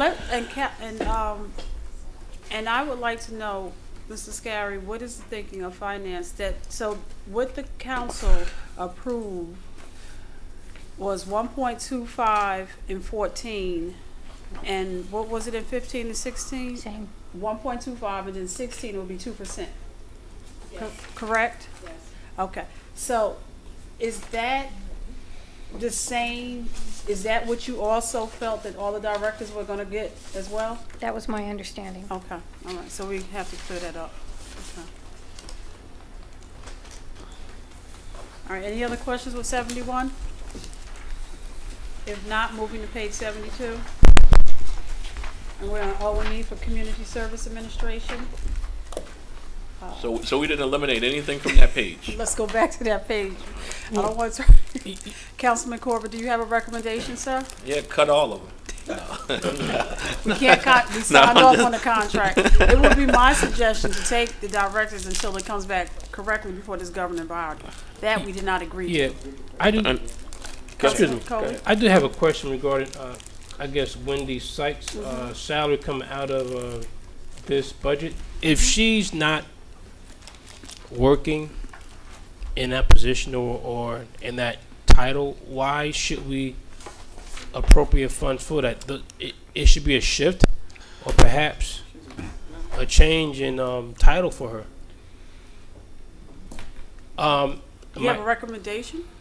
Well, my question is Mr. Wally Salam, you've been working in this title since November 3rd, you said? 3rd, yes. And from what I can see, there is no change, or there's not going to be no immediate change in your job, I guess, duties. So why should we continue to fund her salary in this position and him just being an aide in the mayor's office? It makes no sense to me. Well, this, if you're talking to the finances part, if the recommendation, we don't have the authority to put anybody anywhere, but if the recommendation is for the governing body to remove that salary, let's remove it. You don't have to spend a lot. Is that the recommendation? Yes. Whose salary are we removing? Just director salary. Is she not operating in that capacity? No. No. I thought she was doing that, and in addition to that, she was also doing grant writing. Am I incorrect? No, he just said he was acting. Yeah. You need to talk in your mic. He said, I thought he said he was working out of the mayor's office. He said his salary is coming out of the mayor's office. However, he's doing the job of the director. That's Is what that he correct? said. That is correct. Councilwoman Easton? The other question I have, Mr. Copeland, why is his salary in community service? I thought he was doing just grants. He stated, Mr. Scary stated, Councilwoman, that this is, see where it says 10%, he's getting a port, he's doing some services in community services. So 10% of his salary is coming out of here. I still ask my question. Why is his salary in community? What is he doing for community That's service? what is he doing for community service? Well, what both employees are doing that we've been discussing, they're working on the grants for community service. That's not what. And as well as others, but that's a primary area. If I correct me if I'm wrong. Earlier tonight when we were doing the why, didn't Mr. Edwards say that they were putting together a position for a grant writer to write the grants and get the grants? Correct. So something is wrong. They're not doing grants for just community service. He said they were putting together a position for somebody to do the grants to make sure we got them and make sure that we received the money once we got the grants to sort of monitor. Am I correct? Correct. Did I misunderstand that? So my question is, why are their salaries sitting in community service? There is no other department for them to go to. Would you like tonight to create a new department Well, called that's what grant the writing? administration should have done. Well, Don't that's ask what you're us that. asking to do. Councilwoman That's Easton, what just I'm a second. asking. Is that what you want me Well, to do? I think, I have a better question. Councilwoman Gordon Butler. My question is it correct to assume that Mr. Lewis, is this his annual salary, $44,226? Yes. And 10% of it is charged to community services? So why isn't the 10% reflected and then the other department? No. I see the 10% there, but I'm saying if his full salary is 44, 10% of that should be in community services. Where's the other 90% coming from? You'll see the other 90% in fire and in police. So then it needs to go, each portion needs to be accurately reflected in whichever department It he is is. being utilized. No, it's not, because all of it's here. Even No. though it says 10%. Over to the right, Oh, I'm over sorry. to It the does right, say the it says- 4,400. I'm sorry. What did she say the rest of it was? Look to the right, apologize. fire and police, It Councilwoman. does. I was wrong. But we have to, so, You're never wrong. But what are you talking about? for But my community, question is, for community services, Councilman, Coley is making a recommendation to remove the 71,000. Are there any other recommendations on this page? Councilman Corbett? I'm on the same page. Are we ready to turn the page? I mean, we have to. We don't have a choice. We have to. But Okay, go on to so the recommendation is 71.7. Well, we'll have to get the budget consultant to actually prorate it, but some funds have actually been. yeah, and listen. I'm saying for the record, I don't like the way that was done. To just slide a rate or increase in there without the approval of the council, and then come before the budget and we try to make the necessary cuts that we need to make sure that the city runs efficiently, and to come to find out that all these back office deals are made and we see it before us now. That's not right. That's just terrible. but my question is, if she's operating in some capacity, how are we eliminating her salary totally? And you couldn't do it totally. You had to do part of it. Council President, if she's working on grants, don't we have a grant consultant, a person that we pay a monthly fee for We grants? have a contract. Yes. Yeah, so what is she working outside of what they do, or I mean, I'm a little confused here. Attorney Smith, are you taking this down? Take what down? Yeah. The questions, Mr. Abdul Salam, are you taking these questions down? If you ask, So the question, the first question, are the grants that are being done, are they above and beyond what Millennium Strategy, what we're paying Millennium Strategies to do? Okay. find that out. And I do know that a grant consultant, they get their marching orders from the administration. So if the administration doesn't direct them to pursue certain types of grants, they will not. So I don't know what. Well, then why do we have them? Why? No, they go out and find grants. The administration has to approve them going out for the grant. Right, but they haven't found anything for fires or anything. Because they was never asked. They only. I don't know about that. Police. Yes, they found, they were finding grants, and the administration had Not told for the them fire. no to certain things. Yeah, not fire. So. I'm just telling. We had a meeting. And they did. Aren't they working met on a with them safer too. grant with the fire department? I can't No, speak for that's that. why they didn't talk about it when they came here and did their But I do know presentation. That's for why he went out and called police They're grants. supposed to be doing it for the police department. The safer grant for the police? Okay. Yeah, I but found not- that out not today fire. that they're. But my other part of it, going along with removing that salary, why don't we remove Copeland's also? Because the two of them should be in a. If they're doing grants, they should be on. Another. What we can do? So we're saying remove the 4,400. Well, remove both of them until the administration figure out where they really belong. Okay, so you want me to create a new department called Grant Administration? Call it No And I Man's just move Island. them there. Oh, what? No Man's Island. Yeah, where else you gonna put them on? Put them on the island by themselves. A more definitive answer that will come from Attorney Smith about actually where's everybody is, because if so, there's other issues regarding that as well. So let Attorney. So I'm sure y'all can have a meeting tomorrow amongst yourself. Council Councilman President, Johnson? I was trying to hold back, but I have to read this in the record. And this was an inquiry from our Council Vice President to the Business Administrator. And he inquired about Lewis Copeland, and the response back that he's a grant representative at $24.60 per hour. I'm thinking he's part-time. I had no idea that he's in multiple departments and he has a base salary. So somebody's got to tell somebody some truth around here. Councilman Harold Johnson, that's why you have to pay particular attention as we go through every department and find out where people are listed in more than one area, and then you'd be able to do an actual total of how much that individual gets from the city in general, because it's hidden throughout this budget, and you're going to find that. You already know, you've been through the process before. You'll find that you folks hidden all over the place. I'm cool with explanation of percentage per wherever you work, but to be given information from the Deputy Business Administrator that the person's an hourly salary person without any indication of what's true in his budget, it's just baffling. It shouldn't be a continued case. Councilman Cole, let's go through the budget. Yes, because it's thank not- you, we're Council just President. going back and forth. So the recommendation for page 71 is remove the $4,477.88 after we consider the prorated amount and the $71,000. Yes, Ms. Knight. Just wanted to clear something up for you. Yes. Mr. Copeland is hourly. He does work in several positions. He has, because he works over 24 hours, he's considered as full-time, but he is hourly. As far as the grants, the difference between the grant consultant and the grants, at one time, grants were all done in the finance department.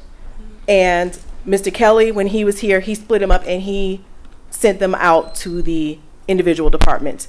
What ended up happening is the city did not get a lot of the funding back because people were We got, I'm sorry, Ms. Knight, because we have the history in terms of okay. not applying for the So grants. what Ms. Sykes and Mr. Copeland are basically helping us do is to make sure that when a grant is done with that we already have, they're basically going after those funds and making sure that we get in all the funds that the city is due, because too many grants have gone by where at one point I found $1.4 million that we didn't get back from a grant. So that's what they're focusing on for the entire city is the grants that we already have in place. They are making sure that we get those funds in so that the city, the burden is not on the taxpayers. It's actually the money coming from the grant. And the grant consultant is going after new grants that we don't have. Council President, will you be able to provide us a report of what they have done thus far at our next meeting, before our next meeting? I don't know if I'll be able to provide you with the funds that they've gotten before our next meeting, but I can surely work with Joy and other people in the department and with Ms. Sykes and Mr. Copeland to try to get that together for you. Get a report by Friday to the city council of the, of It's what they've pay, done. it's a pay week, so I cannot guarantee that for you. When can you have it? I can try to have something together for you next week by Next week, when? Tuesday. By Tuesday at the council meeting, that's fine. So Councilman Corbett? I want to make sure I clearly understand this. As far as Mr. Copeland is concerned, he's getting 24 something an hour. 22.68. What was that? 24 what? 22.68. 24.60 an hour. And he has a base salary. No, he does not have a base salary. I If think Mr. Copeland works 60 hours for the week, he is paid 60 hours for the week. If he works 40 hours, he gets paid 40 hours. He does not have, like, his salary is, it's a schedule because he can't work over 70 hours a week. So if he works 60 hours, let's just say he works 60 hours a week for 26 weeks, his salary will not be $44,000. It will be less. But that's based upon 70 hours per pay period. Is it So- 70 so- hours per pay Per period? period. Not week. Per pay period. I want that job. Per pay period. 70 hours per pay period. Yes. Okay, so if any given week he does over 40 hours, he's not really getting overtime. No, he's not. Got you. Okay. And he's not being paid over 35 hours a week. All right. That's what I needed to know. Thank Okay. you. Mhm. Councilwoman Eason? How he's Ms. getting Knight, Ms. paid Knight. and what he's getting paid Ms. is not my concern. My concern is we need to have a clear-cut salary lines where they're both sitting. No, so I we can look at that. I don't care about what he gets an hour or when he gets the hour, how much he wait. We need a clear-cut salary line for both of them so we can actually see what their salaries are and where they are resting their heads. Simple as that. And Ms. Lascari, as is his other portion of no, you said it's in police and fire. Okay. Moving to page 72, the operating O&E. Seems that Mr. Abdul Salam, you requested $9,678, and the administration brought it down about $400. That's correct. Council members, do you have any questions regarding the O&E?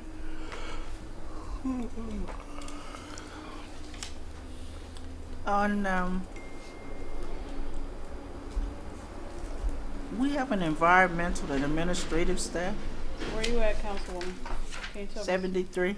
On page 73? I saw that was being created, but did they finally staff those positions? What's a travel allowance, Councilwoman? That's a travel allowance. But I said my question was, do we have an environmental and administrative staff? And if so, Yes, if I may. So our health officer and the folks who work for him, those who go out and do inspections, are considered environmental staff in the department. Council President, under professional services, there is a decrease in your lead machine wipe test from $300 last year to $150 this year. What makes up that cut, that reduction? Mr. Abdul Salam? It was primarily to look at what we've used and to say, you know what, we don't want to cut it, but we could probably go ahead and cut it. You know, based on the expenditure last year and this year, we decided this is an area that we would cut. It's a significant amount. And what was the final expenditure for 2014? Let's see. It was $300. No, not that was appropriate. I want to know what they Right. actually Oh, spent. okay. For the line item, it's to the right, the $6,568. No, it's the wipes, for the $150. If you don't have, you can respond. You'd have to I'll dig get back to you. through the Yeah. You can thing back respond to here. that tomorrow, please. Sure. Are there any other questions on the O&E for Community Service Administration? If not, we're moving to Health Division salary and wages, page 75. And there you have some part-time people. Are there any questions on the salary and wages?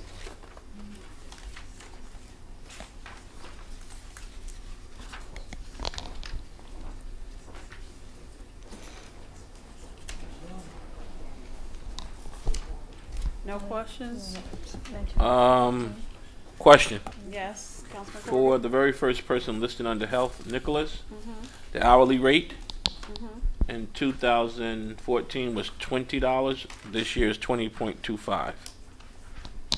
25-cent increase. Why? Mr. Abdul Salam? I'll have to get back to you with that as well. Cost of living.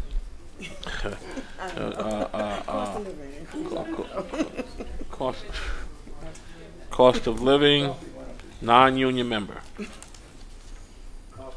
So you question it really because it's not a negotiated rate? Right. Okay. Are there any other questions, Councilman? Council members? Is it your recommendation that we bring it back down to 2025? Yes, it is. Yes, take that quarter away. Moving on to page 76. Actually, I'm sorry, Council President. Go ahead. Actually, it appears to be 2015 is $20.50. So that's 25 cents. It was 20. Oh, yeah, increase. Yes, I'm sorry. Okay.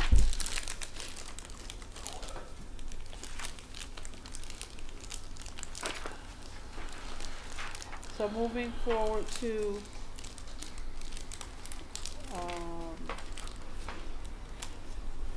I will say the last employee, Ms. Lascari, it has a contractual raise. That's a negotiated salary.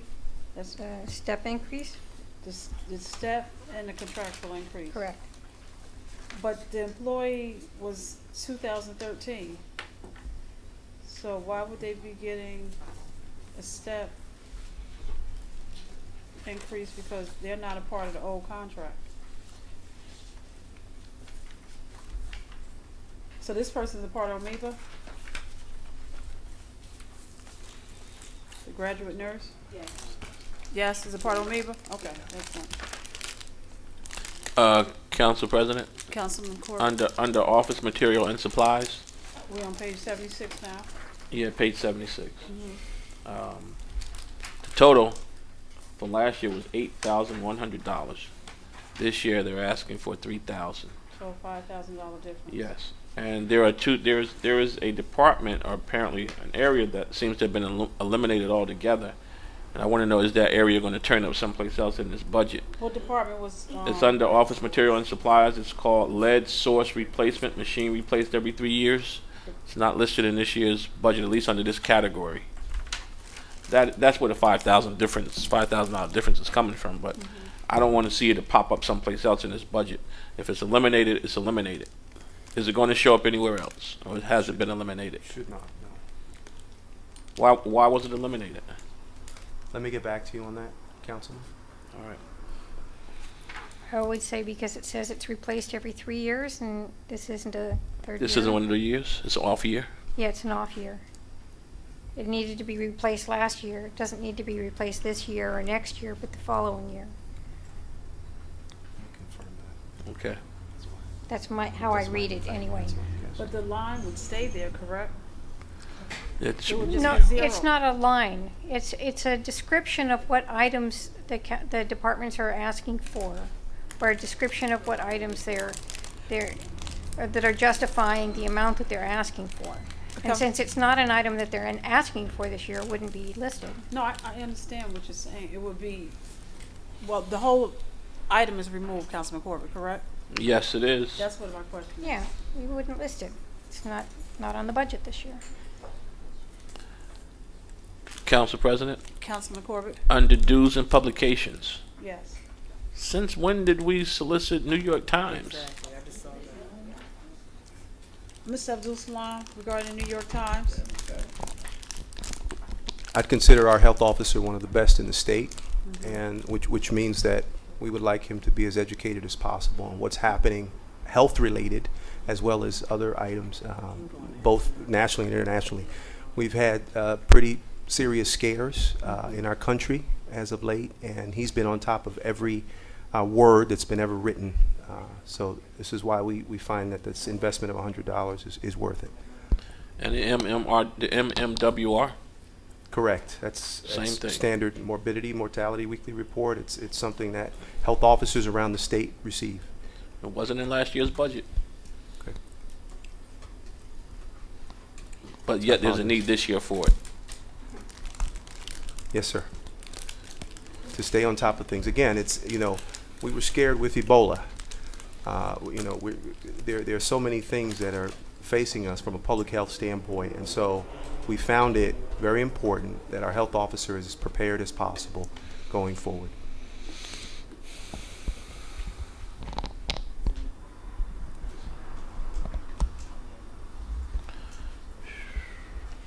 Council members, are there any other questions on O&A regarding the health division? If not, we're moving to page 79 under animal control.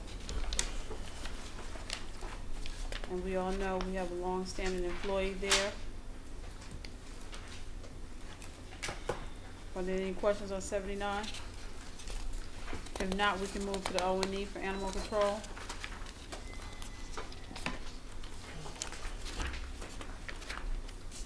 Did the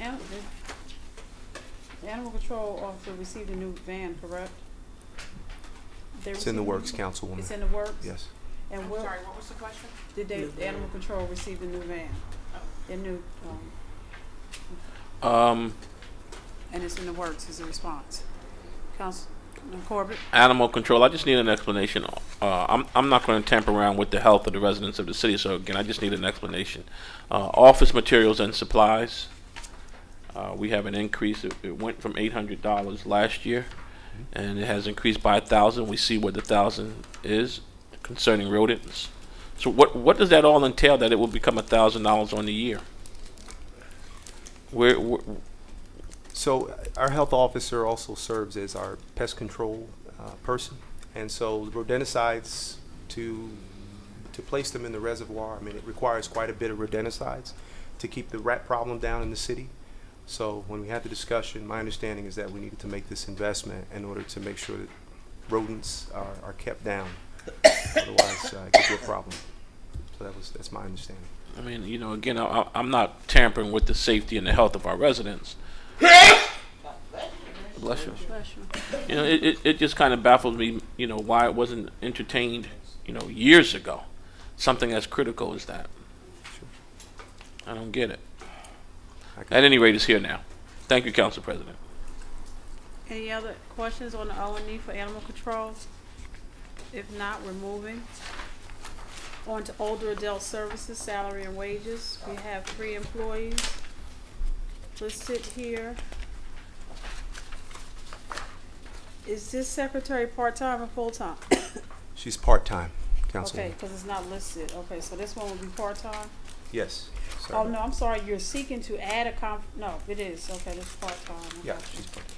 And then and the bus driver is vacant? That's correct. So we'll be receiving, hopefully soon, a couple of new buses, and we're hoping that we could work to have those buses in use by an appropriate person. So we've allocated, or we are requesting that allocation be put aside for that person. That'll be in addition to the bus driver that we have now? Right. We have a bus driver now. Well, we have Council President, we have a bus contract that we pay $10,000 a month for. Mobility. Mr. Scarrow, what's the name of that bus contract that we have? Yeah, mobility coach. So but we pay. have a personal vehicles. Just you talk about a personal. No, they drive our personal vehicles. The bus company drivers that the contract that those drivers drive our vehicles. Okay. They don't have their own, but they drive our vehicles. No, that's what I'm saying.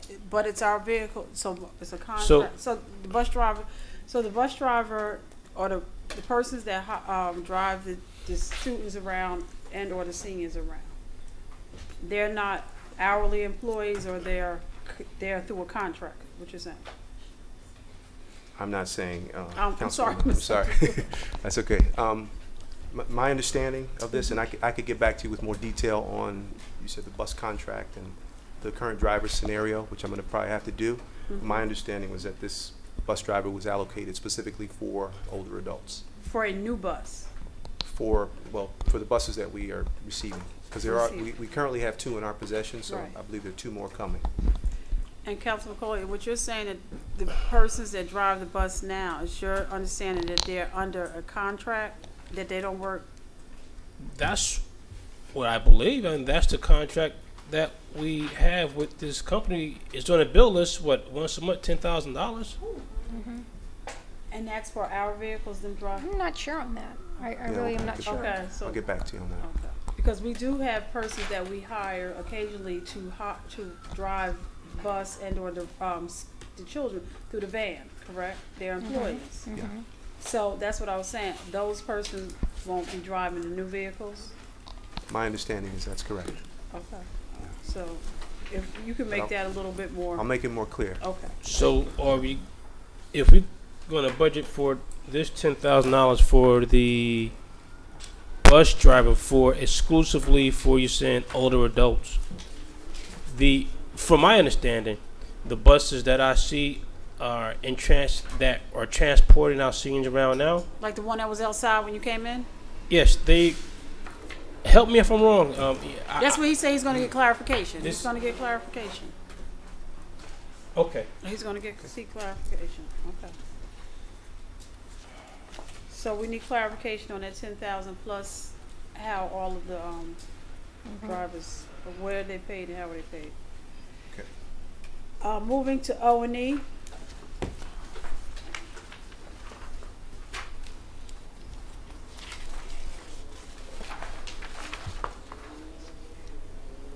I see it says under office materials, it looked like that 200 is a scratch out, or is it still there? No, that's correct. That is a scratch out. All the majority of all office supplies are being purchased centrally in the administration office.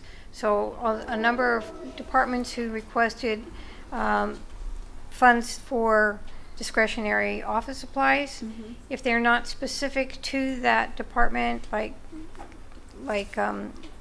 the birth certificate paper. Yeah, like birth certificate paper or something like that.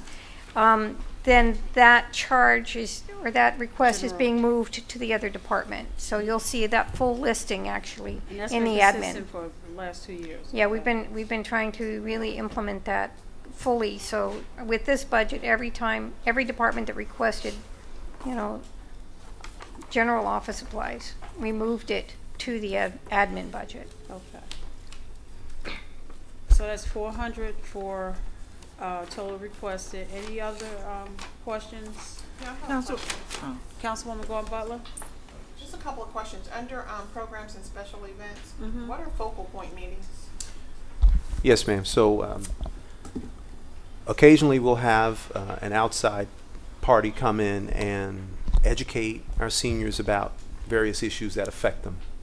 Medicaid, Medicare, other types of insurances, any kinds of services that might be available to them. So that's essentially what it is. It's an education service that we offer. And that offsets the refreshments. What's the $500 for? Because you're not paying for Medicaid to come speak to seniors. What is the $500 for? Is it for refreshments and things of that sort? It's basically to get the event underway. So it's refreshments. It's, from what I understand, any kind of activities surrounding promoting it, things like that. Marketing and Okay. And then it looks like the senior picnic and the mayor's Christmas party, those fees have gone down. Correct. How's that possible? Or are we planning on having less people participate? It's not our plan to have less people participate. Again, when we're going through the budget, we were looking at areas that we could reduce by a small amount, and these were areas that we selected. We still believe that we can pull off these events as well as we pulled them off in the past. So we figured that a minor reduction wouldn't be that detrimental. Okay, and then it looks like you added the spring fashion show breakfast. Correct. It's the hat fashion show. That's new? No, they did that last year. That's the it's not around Mother's Day. The hat show. It's the yeah. That was Miss Jamie Summers. You walked in it last year. The only Councilman Neeson? I'm just looking at that and I'm wondering, we're spending money to get the water. Do we need to add any more senior events? Are they contributing anything to those events? I'm sorry, I couldn't. Are the seniors contributing any dollars to those events? Nope. Are you getting any grants? Not for these events, per se, no. At this point. No Do grant. you think in the spirit of trying to save some money, we could eliminate at least one?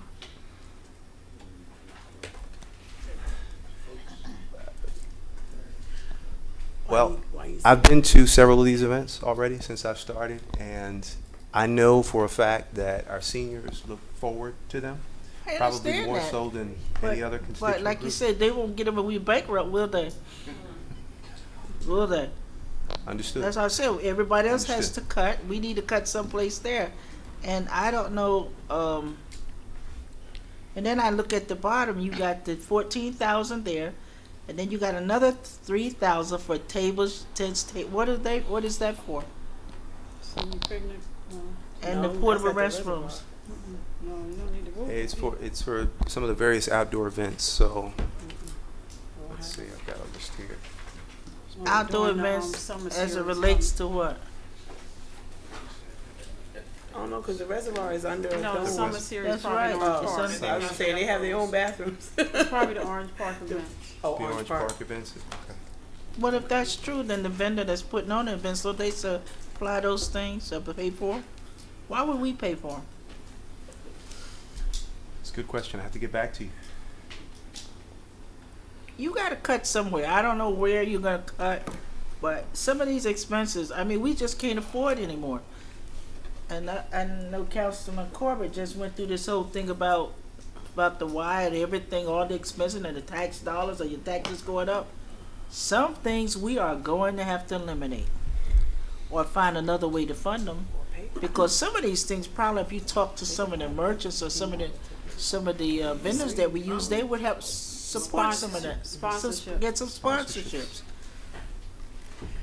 Moving I mean, Actually, I should mention here to please pay attention to the fact that, for example, under programs and special events, the total of what the department requested is $14,000, but I put into the budget only $12,000. Do you see that to the right? In the italics. That's the amount that went into the budget. where did you cut the 2,000 from? 2,000. Yeah. Where'd you cut it from? I didn't cut it from anything specific. So they total, it's a total I'm amount. already squishing them. They gotta make it work with 12,000. So, and also, so please keep that in mind going through this entire budget. Sometimes I crossed out specific things like I did on the office supplies, but sometimes I just squished to a smaller number. Based on what was actually, sometimes based on what was actually spent last year, but just so that you know what you're comparing and what you're looking at. Listen, Sarah, I know and you know. In order to make that really work, you have to actually tell where you're cutting it from. I mean, just say you reduce to 2,000 and he has all of these figures here. You have to actually spell out what you're cutting. Otherwise, it doesn't work because they will overrun that budget to $14,000. How are you going to stop it? Because it'll be budgeted at 12 if this budget goes through at this. But how are you going to stop it? They stop it. They won't pay the POs. No, that never works. We look at the bill list all the time. That doesn't work. But what I'm saying is, I understand what you're saying, but either you got to go down here and take it from each budget line so it really works. And he know that his budget for the Christmas party is 4,000. He knows that his budget for the spring is 500. Is what? 1,650. Yeah, but if it's 1,150, and then he knows that, so he can really stick to those budgets. Because you just cut the $2,000, say, oh, I cut his budget $2,000, and he still spends that money. It's going to overrun, and that's what we're going to see in the next budget. You got to spell out what you're cutting there. Just change the figure doesn't work. So what are you cutting? When the departments get their final budgets, they have to work within their final budgets. That's the goal. So if they look But at their already he's making a commitment to programs do that they these want to things. do and realize that they don't You're making a have money, commitment, right? to do these things. So I'm saying, unless you tell him he only has $4,000, he's going to spend $5,000. Well, it would probably be September What is the if I penalty spent he all goes of the time. over? What's the penalty if he goes over? Well, he has to You cut don't something have else one. in his budget. You don't have one. The penalty for going over budget? Yeah. Knowingly? Yeah. It's a criminal offense. Don't tell me It that is. again. It How many is. times have you We have. prosecuted I'm telling you what it is.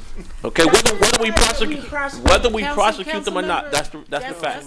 That's the But fact. we have to stay. I'm just suggesting that you ask him for some corrected numbers in. That's reality. And I would be What are you September going to before we spend for each introduce one the of these budget. things, so it totals $12,000. I tried. So can we have that before the budget is completed? Council President, Councilman Johnson? I'm with Joy on this point. We don't want to be going into August and July, but I just want to be perfectly clear, because there's 3 times that the administration can do a legitimate transfer. So this on this page 84, this $139,210 can eventually be for any line item in this. Am I correct? Yes. So whatever you're slashing, if he spends more on Porta Johns, the money's there to be taken from someplace else, because they have 3 opportunities to transfer. So the pot that we're looking at in reality is the $139,000. All these other line items don't mean anything. They're just right.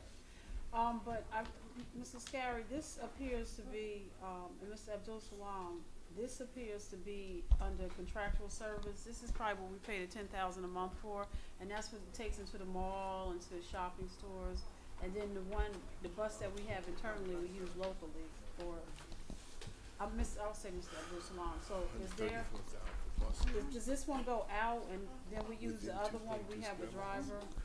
Please allow me a day to get back to you on this one, yes. And there's also, you're requesting 3 new computers? Correct. For community services? For older adult services. Which is your whole department? Yes, Okay. within community services. Have you had the opportunity to do, work with the administration, finance, to get a list of all the computers and how long they've been in your department? I have not had that opportunity yet. Could you please? But I could certainly get that list available. All right, thank you. Are there any other questions on the operating expense for older adults? Yes, Council Councilman President, Coley? just going back to the contractual services for the $124,000. 134? Yeah, 134 is 120. Now, again, I just heard you said that we're not sure if this is that contract that we are paying that a monthly fee. Now, if it is a contract, should it be budgeted like this, or should it just be some type of bill that we pay each month? Should it be coming out of their budget? No, it should be a contract that he's going to check and verify. Okay. And when do you plan on having that answer, Mr. Salon? I can get it to you as soon as I can get it, within a day or so. All right, thank you. Are there any other questions? Moving to page 87, cultural affairs, salary and wages.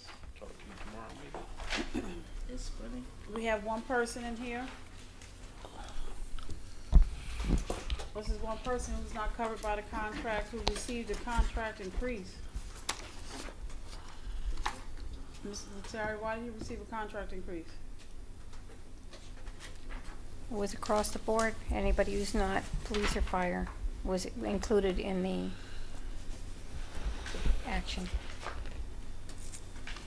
Okay, so that will be, that's one of the recommendations.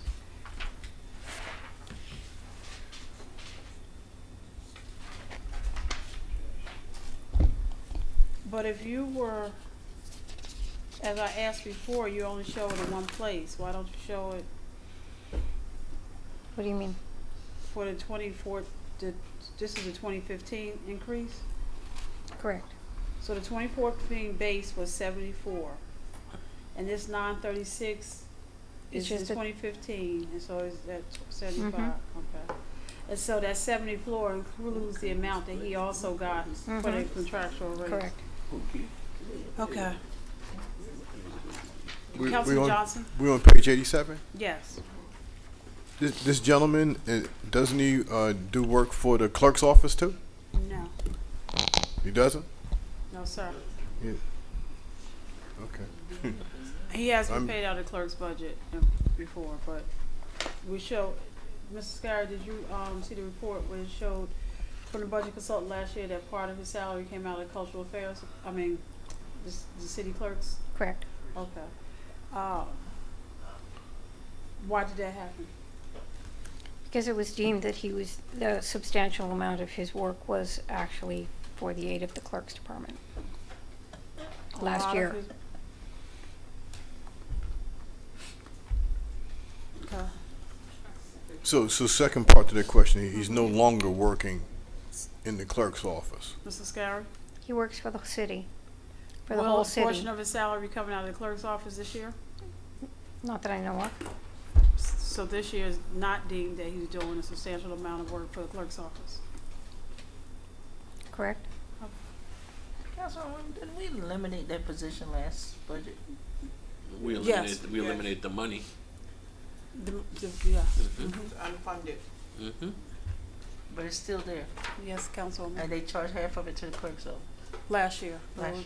I know. Because it was deemed that, as Mr. Scarry just said, that he did work for the clerk.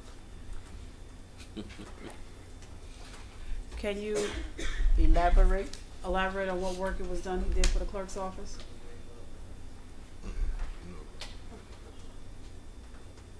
I think we would have to ask administration that, but, Mr. Smith, could you add that to your list? What work was it that was done for the clerk's office? Any other questions? No, Council President, I would like to follow suit going with 2015 that we unfund his salary. That we unfund? Yeah. I'll make a recommendation. Okay. Are there any, Councilwoman Gordon Butler? My comment is, if we're coming back online with broadcasting soon, then we should put Gesner Jr. back in the budget. Well, if it's for the council, it should be under the council's budget. Okay. I mean, if it's just for that, or. Right. That's for the city. Or if you're saying, we don't have the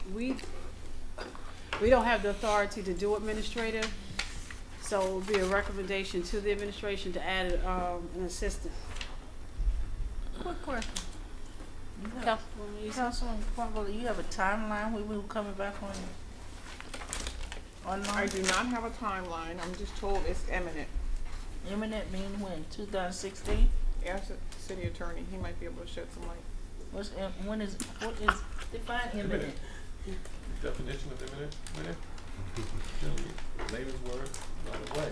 But I'm not sure what conversation she had.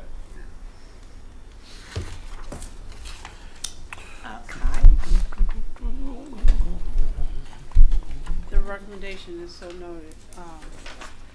We're on cultural affairs, O&E. Cable TV, channel 35. $5,000. 3,000. Huh? 3,000. Look to your right. Cut it to 3? No, All right. yeah, see it to your right. All right, $3,000. What's it for? I mean, channel 35 has not been running. It's just a blank screen. There's nothing scrolling back and forth on the page. What's the $3,000 for? Mr. Abdul Salam. Yes, so Councilman, we anticipate that once the station improvements have been made, that there will be an associated maintenance expense throughout the year. And so we put the $3,000 in the budget to cover that. So where would the expense be to get that station up and running? Where would it be listed in the budget? Well, no, the station would be up and running with the funds that were currently authorized to get the station up and running, but the maintenance expense, the things that are required throughout the year, is what we put the money in for. Part of the maintenance expense certainly would include the equipment. Maintenance of the equipment Mm-hmm. throughout the year. The equipment right now, according to the administration, is no good. Where are you listing the purchase of the equipment in this budget? Ms. Lascari can speak to that. The equipment is being purchased under an old bond ordinance that specifically specified equipment. And there was funds remaining available, so that's how we're Remember. purchasing it. It was there? I'm sorry, what's the question? Where, Councilman Corbett, is where the funds to fix the, To purchase the Channel equipment 34. for Channel 35. and the response was in the bond ordinance. And it was in the bond ordinance. Councilman Coley? Council President, I guess the money that was budgeted last year in 2014 for Channel 35, being that it wasn't up and running, It's in the bond ordinance, okay. no, what happened to that money? There was no money in the budget. The money, they requested money in the bond ordinance. He's talking about from last No, year. no, no, last year. That was cut. Yeah. Last year's Are budget you for. talk- It was Yeah, it was it I'm was sorry. $45,800 in last Cut year's that money. budget, right? That was the one thing that got made the cut list. That Right. particular line item, the amount that was finally budgeted was $5,000 for Channel 35, not the $75,000 that had been requested to purchase all the equipment that was needed. And if the 5,000 wasn't spent, then it went back into the general budget at the end of the year. Mm-hmm. Council President, Councilman Johnson? I think this is somewhat related to this particular line item. Am I the only council person that's been receiving phone calls from somebody to be interviewed for Channel 35? No, you're not. Is that person a salary person that's going to be doing whatever they're doing? Ms. Abdul Salam? She's a new Oprah. Oprah Winfrey. There's That's what it said. an employee. It was in the newspaper. There's been a person that's called to be interviewed in relation to Channel 35. Have you retained any, has there been a person retained as an employee to do that? Councilwoman, I personally haven't received any calls like this, and I'm not aware of that, so Can you find please out? allow me to look into it and Yes. get back to you. We had to look at it's probably, I'll tell my you. understanding, it's in the mayor's budget line, so Okay. we need to look at the mayor's budget. Are there any other questions regarding O&E for Cultural Affairs? Councilwoman, Councilwoman, yes. on 89, now he also has stages, chair rental, tents, and various budgeted events. Why wouldn't all of that be in one budget line under community affairs? Councilwoman, I'm sure we can explore putting it under one budget line if you'd be pleased with that. My understanding is that each division has its own requirements for these things. So cultural affairs, especially given some of the events that are coming up later in the summer, has a need for some of these items that are here. Well, that's all under you, isn't it? Correct. So why wouldn't you put it all? This is still community services. It's still community services. No, I'm saying, so he has it in another spot, there's rentals of tables.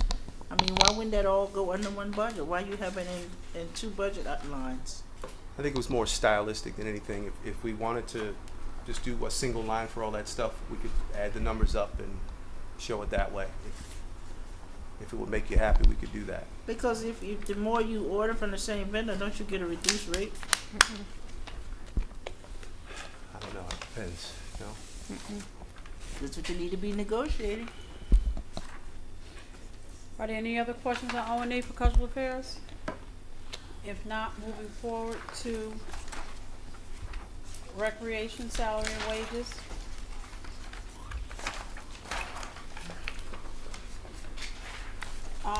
The full-time employees are on the back of on page 92. And then, as you know, in recreation, we also carry a part-time seasonal salary and wage. Are there any questions regarding the full-time permanent 192?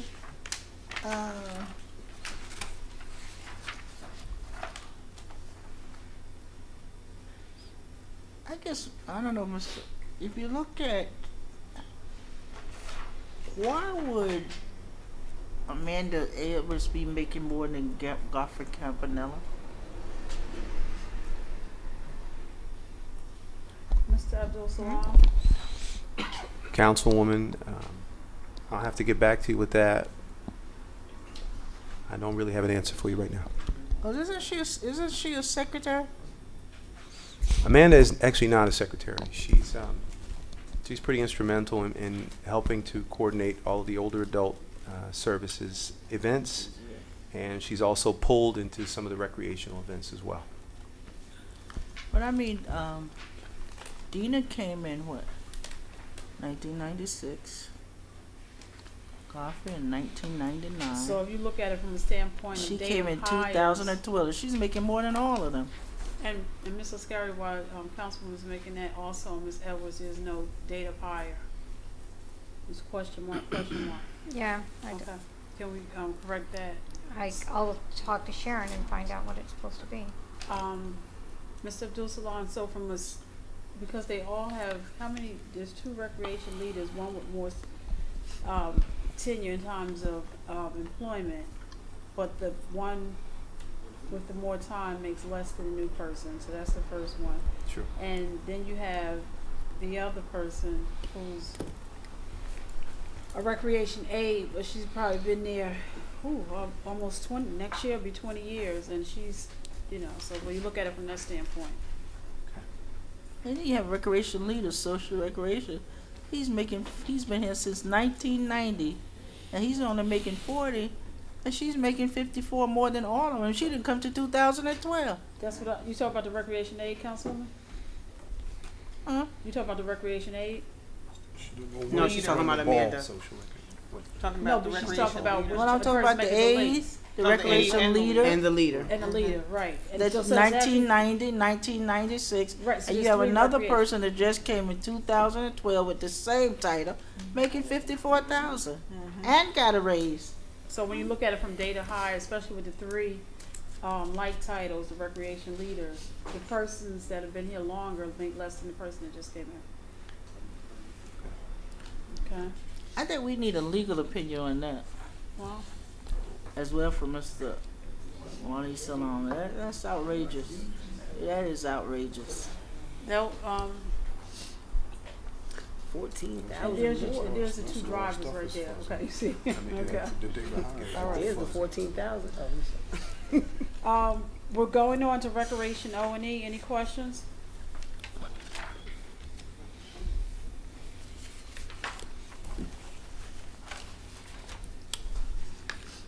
We have 2,000. Are there any plans? Did you budget for the 6 to 9 program in this budget? Council, this is our budget. You want to put it in there?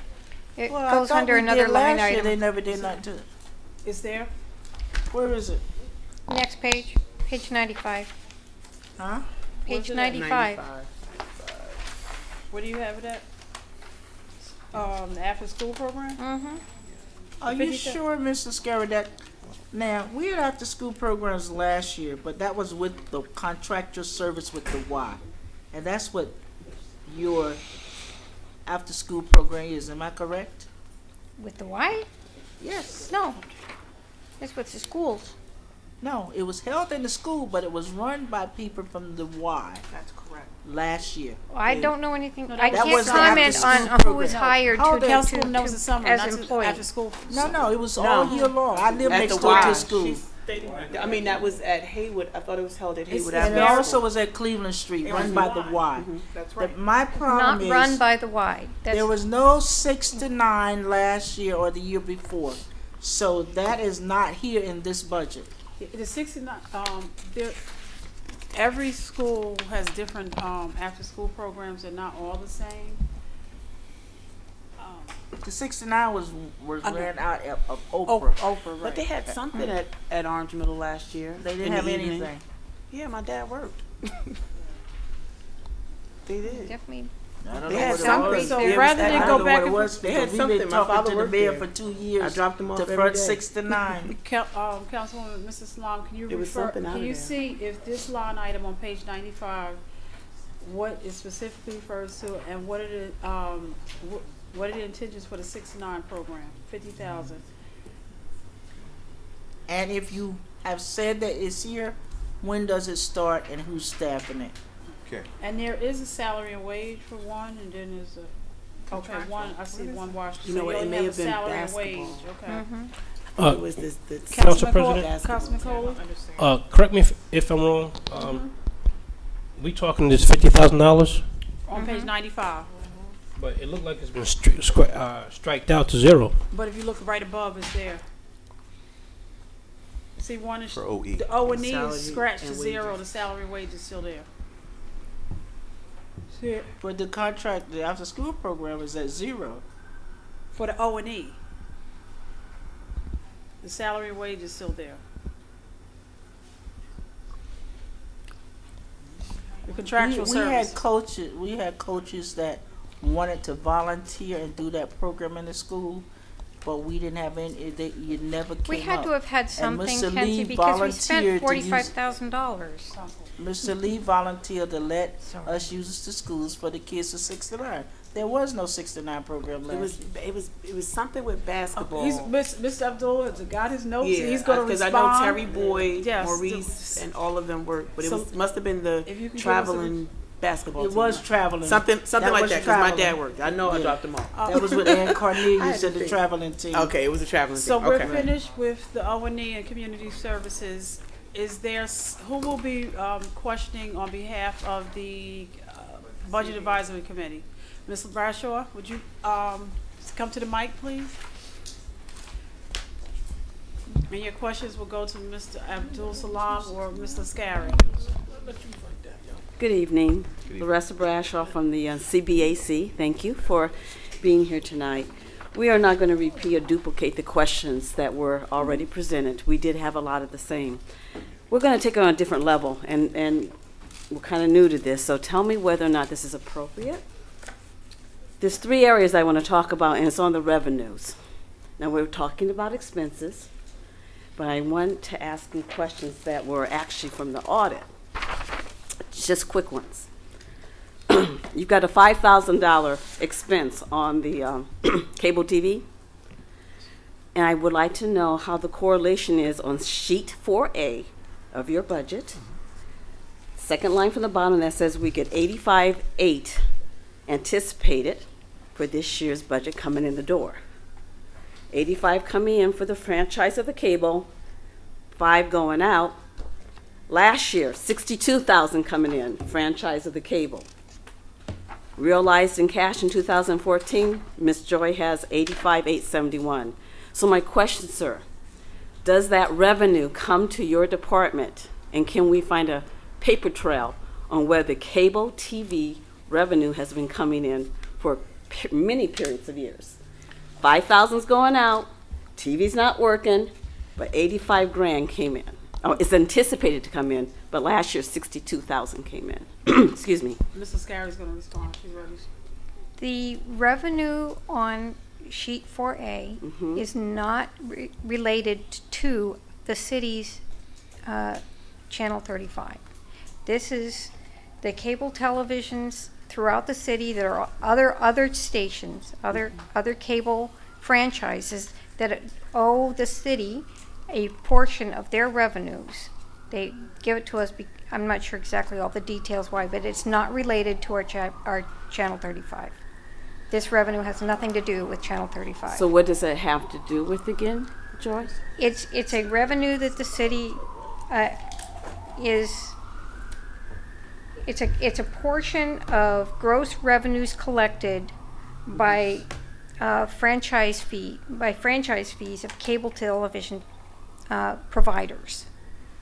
Okay, so does the money, when it comes in, where does it go then? It's If it part doesn't of go to the cable? revenue of the city for the purpose. Everything that's in the revenue section is how we're funding everything that's in the appropriation section. Okay. It's not. There's very little that's tied one thing to one thing. The grants are tied specifically. That's why they're in a section that's called appropriations offset by revenues. There's a specific revenue that matches the amount in the appropriation, so they wash. Okay. But all of the revenues for the city are all collected. They're all part of the total amount that's needed to support the operations of the city, which is outlined in the appropriations part of the budget. So that's the current way. Something for us to consider then. that might be an item that we might want to dedicate out, since that check is coming in and it's related to franchise and it's not working. That's something to think about, because it surely seems to be something we might be able The to do. repair of the station has already been covered. Okay, I'm following the revenue trail. Okay, two more quick questions. Over the last couple of years, your audit department has said repeatedly that the recreation department is not providing receipts of the monies made. In fact, it's item 2013-11 for you to be able to refer to, so we don't spend a lot of time on it tonight. So again, revenues. One of the things CBAC is looking for is how can we bring more revenues into the city? So I've read the audit 5 times. There's 16 points in the audit that relates to missing revenues almost in our audit for the city of Orange.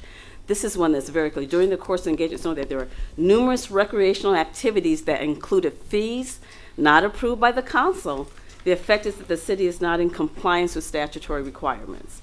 It's just, and then it was also a number in 2012 too. So is there a tracking process of the receipts that come in? And would you be able to provide that documentation to the city council? But before you say yes, it's been in the audit for the last 3 or 4 years, very detailed. So it'd be really greatly appreciate that's changed. And I'm going to let Joy speak to the details of the system that we put in place. But one of the first items that we worked on when I first joined the team here is we wanted to make sure that we could track all receipts, okay, with expenditures with each program, associated with each program in recreation. So we did some source ID and source code and tracking ID changes within the finance system, and I'll let Joy speak to that. Yeah, this year we established new accounts. I don't need the detail unless the council wants that. Yeah, no, but this year we will be able to track and have a more concise report, program by program, for revenues and expenditures for that program. Okay, and then my last question. Oh, I'm sorry. Let me just, with that, can you do a first quarter report? The quarter's not over yet, but soon I will be able to, yeah. I'm sorry. That'd be great, because that was the Yes, it is. 2013 year, so if you started in 14. The last one is just a comment. On page 151 of audit, this is audit 2013-5, federal and state grant funds. This is going to the conversation about perhaps Ms. Sykes and perhaps Mr. Copeland. We have been dinged many times for not following the trails of the grants after we get them.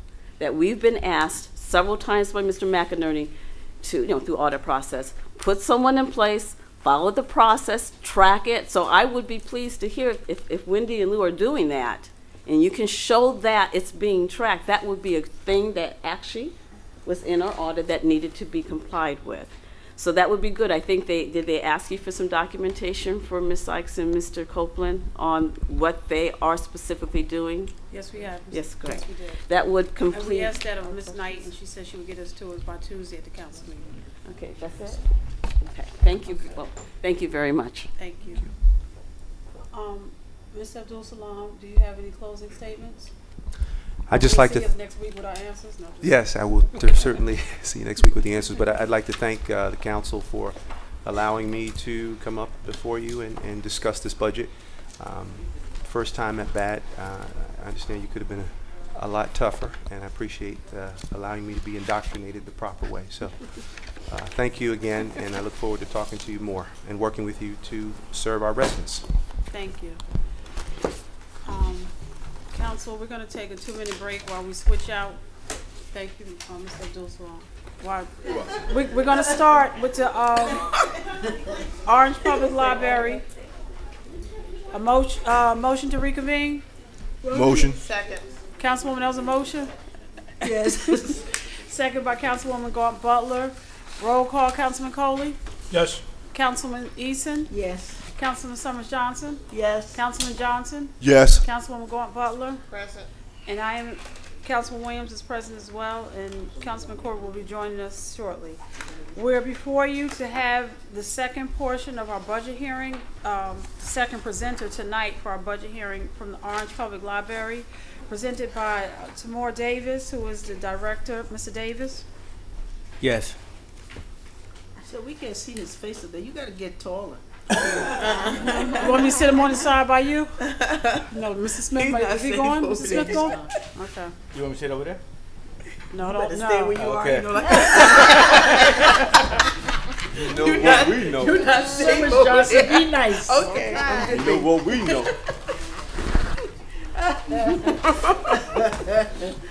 Mr. Davis? Okay, I'll start. Okay. I appreciate the council allowing me to come out and actually present for the budget hearing today. So on behalf of, Can you, speak up? yeah, speak up so the. I'm sorry, I'm so to kind of keep- tired. So Ms. Knight can hear you in the back. Can you hear me back there? Testing. All right. So on behalf of the Orange Public Library, the Board of Trustees, and the library staff, And we- Mr. I'm sorry, Councilman Corbett has rejoined the meeting. I'm sorry, Mr. Davis. we deeply appreciate you allowing us to present today. I just want to talk a little bit about the budget and some of the narratives in terms of the budget. The Orange Public Library submitted the Mike, We can't hear you. you have to put your lead on. Hello? Okay. The Orange Public Library submitted the 2015 fiscal year budget to the Financial Department for Orange Municipal Council in October 2015. The Orange Public Library's fiscal budget was revised from $850,000 to $1 million for the fiscal year of 2015, and we're still waiting for approval once I wrote this particular document. The board had agreed with this particular change in terms of the budget. In the fiscal year of 2014, I really appreciate the municipal council appropriating $703,000 for the library. Although that's a substantial amount of money in terms of the operating aspects of the budget, but it nearly meets all of the necessary finances that are needed to actually run the library. In terms of our operating budget, in terms of staff, we recently received a reduced budget for the year 2015, which is $503,000, which is circa $42,000 per month. The expenditures for the employee salaries alone exceed the current appropriation for the Orange Public Library. Without having financial increases, there would be imminent cuts in the library, and some of those cuts would be necessary library services and staff. The library is already suffering from ongoing cuts to the library services and operations, and we are currently understaffed and function with ongoing financial cuts. In the previous years, the library operated with more than 22 full-time employees, full-time and part-time employees, and we are now down to 16 employees. And you can feel the distress in terms of the employees, because we always have to find ways to find staff to work on Saturdays. And we do have some volunteers, but it's just not enough in terms of having that sense of consistency within the organizational culture. Although at one point we were closed for no more than 9 months, one of the main things that was important in terms of the library is finding someone that's going to be consistently involved with the library and help manage the daily functions of the library. At one point there was an open and door closed turnaround rate in terms of having library directors that would be sustainable in the library. In addition to having the Board of Trustees, I think it's essential to have a library director that's consistent to make sure that they can steer that library and manage it in such a way where you can see some of the necessary services that you see now, like programming. We had a beautiful program this weekend where we had more than 300 people actually show up to the library for the McGruff program dealing with crime prevention and See Something, Say Something. We've been doing ongoing programs, but as you can see throughout the years, there's been decreases in terms of budget from 2009 up to the current budget. So we're asking that the municipal council consider discussing an increase to what we normally receive, which is the $703,000. If you look at the operational aspect of our expenditures with our salaries alone, and these are and then let's take in consideration that there have not been a negotiated contract for library staff members in terms of union since 2009. We're undergoing contractual agreements with the CWA union right now, and when we look at how much they're asking for, how much the union is want us to actually give the staff in terms of that 6-year gap. They haven't had any increases whatsoever. They're asking for 1% per year for the 6 years. And I would say that's pretty much reasonable in that they haven't had any increases whatsoever for the last 6 years in terms of the contract negotiation. We have already met with the Renee, the CWA union rep, twice, and we're going before our 3rd meeting. And so these are some of the things that we're discussing at this point now for the staff. Also, in addition to that particular increase in terms of 6%, we also have to look at the fact that the Orange Public Library have to contribute to the health care. We have to contribute $17,000 towards the health care. So now when we look at the operational budget in terms of $503,000 for all of the 16 employees that work for the library, we also have to include the pension. We have to include other expenditures such as the unemployment rate. We have to include health care. So there's a lot of expenditures in addition to the ongoing operation of a historic landmark that's not properly maintained nor kept at this point now, because we don't have the right staff equipped to be able to manage that particular historic building. If you go to the Library of Congress or any other historic landmark, it is properly managed, properly maintained, so that it can be procured and people can actually enjoy that particular institution ongoing in the future. So we're begging, we're asking that the council would really consider increasing the budget beyond the $703,000. If you look at the state appropriations, we've been writing grants. We received the state appropriation up to $15,000. We used to receive up to $40,000. So we received cuts in those particular areas. Are we moving forward and trying to find strategic initiatives to actually build funding for the library? We're looking to use the 130th anniversary throughout this whole year as a mark to be able to bring funding in the library, asking people to help fund the library for the future. So we're trying to find a strategic initiative, and we ask and we beg for your help, because I don't want to see any cuts that we have to undergo now, because if we have to do cuts, then that means we have to cut Saturdays. And in addition to cutting Saturdays, we have to cut the weeks down to 3 days out of the week. That would be a sad reality for the city of Orange. And we do not wish to do any of that. I think that we had a good year. It could have been better, but we're moving towards some momentum to actually keep the sustainability of the library doors open for the public and for taxpayers here in our community. Thank you very much. Thank you, Mr. Davis. Mr. Davis, you've given us a budget narrative and you've given us O&E. Can you tell us where's your salary and wages? Well, the salary and wages was, when it was asked for me to give those salary and wages, I made sure I gave it to Councilman Johnson for the fiscal year of 2014 and also the fiscal year of 2015, because Councilman Johnson was asking for that particular information. Councilman Johnson is a part of a larger group. Okay, I apologize. Okay. Okay. So we all need, do you have the so you don't have this, is that the current salary wages that he has? Yeah, 2015. Yeah, I gave him 2014, but then he said that. My name's Les. I'm not in that mess. Do you have it, sir? Do you have the salary wages? Let me see if I. What with the individual people? Do you say Councilman Johnson? Johnson and Summer Johnson. Yeah, Johnson. I had it and I sent it to him. Do you have it printed out? No. Do you? I did not seek that document for the council. Can you? Do you have it for yourself, sir?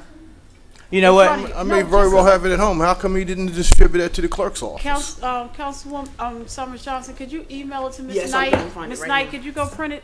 Would you be so kind to print us some copies? Yes, ma'am. Are we talking about individual employees? Salary wages, yes. Yeah. Listed by individual employees. Yes. That should be part of the budget document. Exactly. I agree.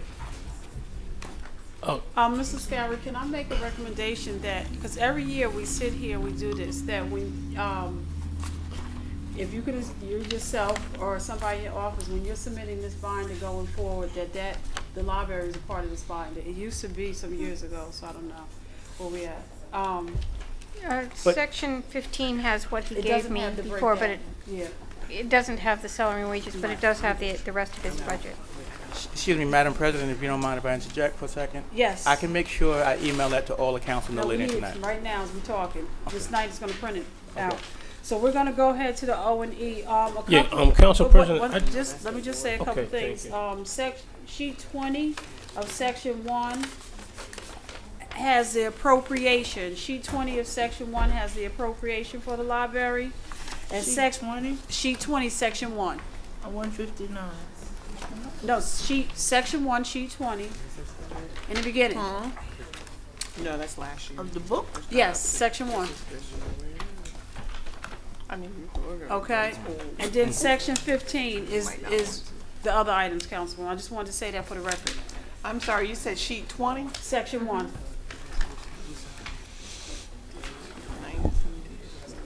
You have it?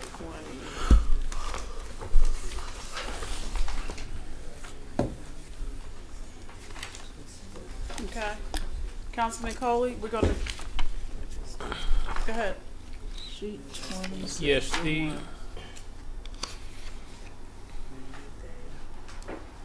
hold on, the statutory minimum for the library was, is that the 503,000? For 2015?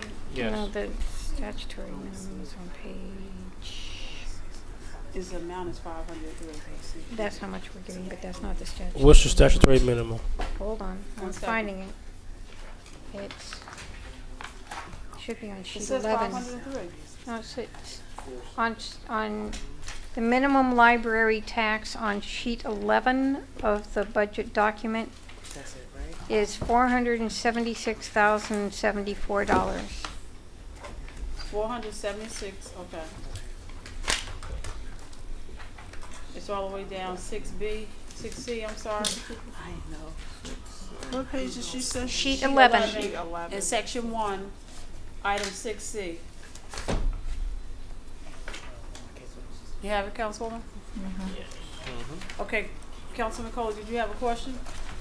Well, I'm just trying to figure that you are asking just above the statutory minimum, correct? Yes, I am. Okay, that's all. Thank you. So the statutory minimum the state requires is 476,000, but you're requesting that this council fund the library to $1 million. What's your question? I'm asking you.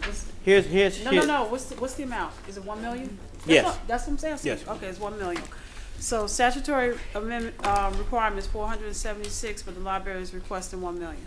With about a $300,000 variance. That's about 500. That's $500,000. Yeah, that's 500. On 525. Yeah. on the sheet that the 703 was what you requested last year, right? 703 is not what I requested last year, but 703 was what was appropriated to me through the council. And of that 703, you only spent 476,000. No, that's. You asking what the 476 is, Councilwoman? Yeah. That's the amount that the state mandates that we appropriate. Okay, so, but of that 703, what was your total expense? And this sheet? The city remanded to the library the full amount that was budgeted for them. No. See this sheet? Did you get this sheet, Councilwoman? That's what I'm reading from. Yeah. He Okay. has 703 at the bottom, so did you spend 770,000? 677. Now, what line item is operating? So on your forecasting sheet, it says you spent 677, I believe. You have to Mine says 770. It says 770. That's the income. That's income. Your operating expenses at the bottom. Right, 677. I don't, yeah. So you spent 677 last year? Actually, we spent more than 677 last year, to be quite honest with you. Here's the breakdown of the budget. Our salaries for the employees alone is $503,000. That's just for the employees. When you're talking about unemployment, if you're talking in terms of insurance. No. That's what I'm saying. We understand all that. Okay. We're trying to get Okay. to What's going on the sheet of paper? Okay. What we allocated and your total expenses for Okay. that, including salary and wages. Okay. And I'm trying to read this to see where that is reflected here. on your sheet that you gave Because in the us. salary and wages, it only indicates 330,000. Mr. Scott, is your section 15 more accurate than theirs? What I have in section 15 Did y'all is what see he originally gave me, when, was it in October? Right. This other sheet that is Did y'all been see section presented 15 you. as well? You see section 15? I'm in section 15. And you see that, because the numbers are different, that's what I was. They're all the different. Oh. But what was All right, his so what's- total expenditure last Actually, year? it says 677. I don't see that in Ms. Lascara's report either. I see it out, oh, Oh, that's I believe- wrong. You see what 677 is on outside legal on your report? See, look at page 160. 160. You see what 677 is? He enjoys us to work on this because I don't Well, see this what is he's this is talking just exactly what he gave me. No, I'm just saying, I don't think, From what I, I don't. huh? Okay. This seems to be the updated. From what I can see in section 15 on page 161, for the operating total expense is 1.8 million. Yes. That's for last year. This year, you're anticipating 1.24 million. So you actually spent 1.8 last year? No, we didn't spend 1.8. We spent a little over 700,000 last year. We spent up to 725,000 last year. So why is this book off so much? Which book you're talking about? The section 15 in the binder. I don't know what was reported in that book. I got to see the No, book. this is a report from you. Do you have, Councilman mine. Butler, can you Yeah. let him see yours? Yes, ma'am. Thank you. But you might want to flip. Council President, I'm on the verge of asking you to move that we do this library budget some other time because this is a mess. I second that. Need a third? And the fourth and the I fifth and the think, sixth and I seventh? think Mr. Davis and Ms. Lascara needs to get together and sort of outline your budget the way the rest of them are outlined in the book. Okay. Can I So that just- we understand. The Who's- other question I have really One more quickly. second, Councilman, before you start. Who's the chair of the trustee? Is the chair here? Norman Brooks is not here right now. Okay, so just, these are two trustees that are here. So can y'all make sure you're taking notes of what our concerns are? I'm sorry, Councilwoman, continue. Do you have any consultants working for you? There are consultants working for us. Where are they reflected in this budget? How many do you have and what are they doing? We have different consultants. We have a consultant dealing with PR, public relations. Do you actually need that? We do need that. Could we get that all broken down? Because I think in order for us to look at your budget, you asked for $1 million. So we need to see how critical some of those things are. Do Okay, you really understand. need it? So we can, so you guys are going to get together and break it down as to what consultants you have, what they're doing, Okay. and how much you paid them as Okay. an annual salary, Yes, ma'am. and all of that nature. Okay.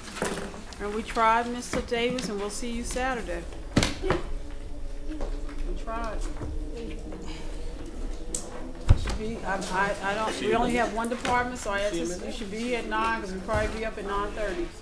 That's why you want to see that. Say again? Oh, okay. We'll just put the library back on a Saturday at 9:30.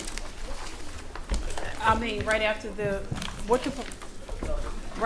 department, which will probably be about 9:30. Thank you. And if you wait a second, Ms. Knight is coming up with the salary and wages.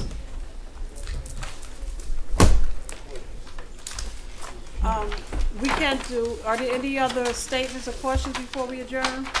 Yeah, Mr. Davis, Councilman Corbett?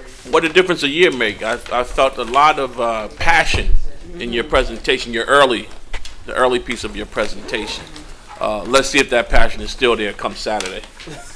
But also, I want to say that I was in the library. I think you've done an excellent job. I was impressed at the progress you've made over there.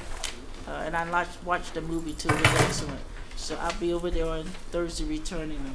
Okay. But I think you're doing a great job. Thank The If Citizens, you had more money, you could work a miracle. if the Citizens Budget Advisory Committee, they would like to make a statement before we leave? Just to verify, you're coming back on Saturday morning, Council Yes. President. So All right. we had two on Saturday. There was We already had 2, but they're rescheduled, so they'll be on Saturday as well. Well, There was 2 on Saturday, we rescheduled 1, and now we're back to 2. Well- Law was on Saturday, the court was on Saturday originally, and then we rescheduled it. But now it'll be law in the library. well, we reserve our opportunity to speak at that time regarding the library, but Ms. Bradshaw has a question. Ms. Bradshaw? Miss Joy. Council, y'all, the records, can you just? Joy, on the budget revenue preparation worksheet, you know how you did a 12, 13, 14 year expense? Is the library in this? We'll give you the updated sheet. We'll give you the Oh, updated okay. sheet, Ms. Bradshaw. All righty. Okay. It should match. I'll talk about it tomorrow. I don't like to. Is there a motion to adjourn? Motion. Second. Moved by Councilwoman Butler, second by Councilwoman Summers Johnson. All in favor? Aye. Any opposed? Budget advisory.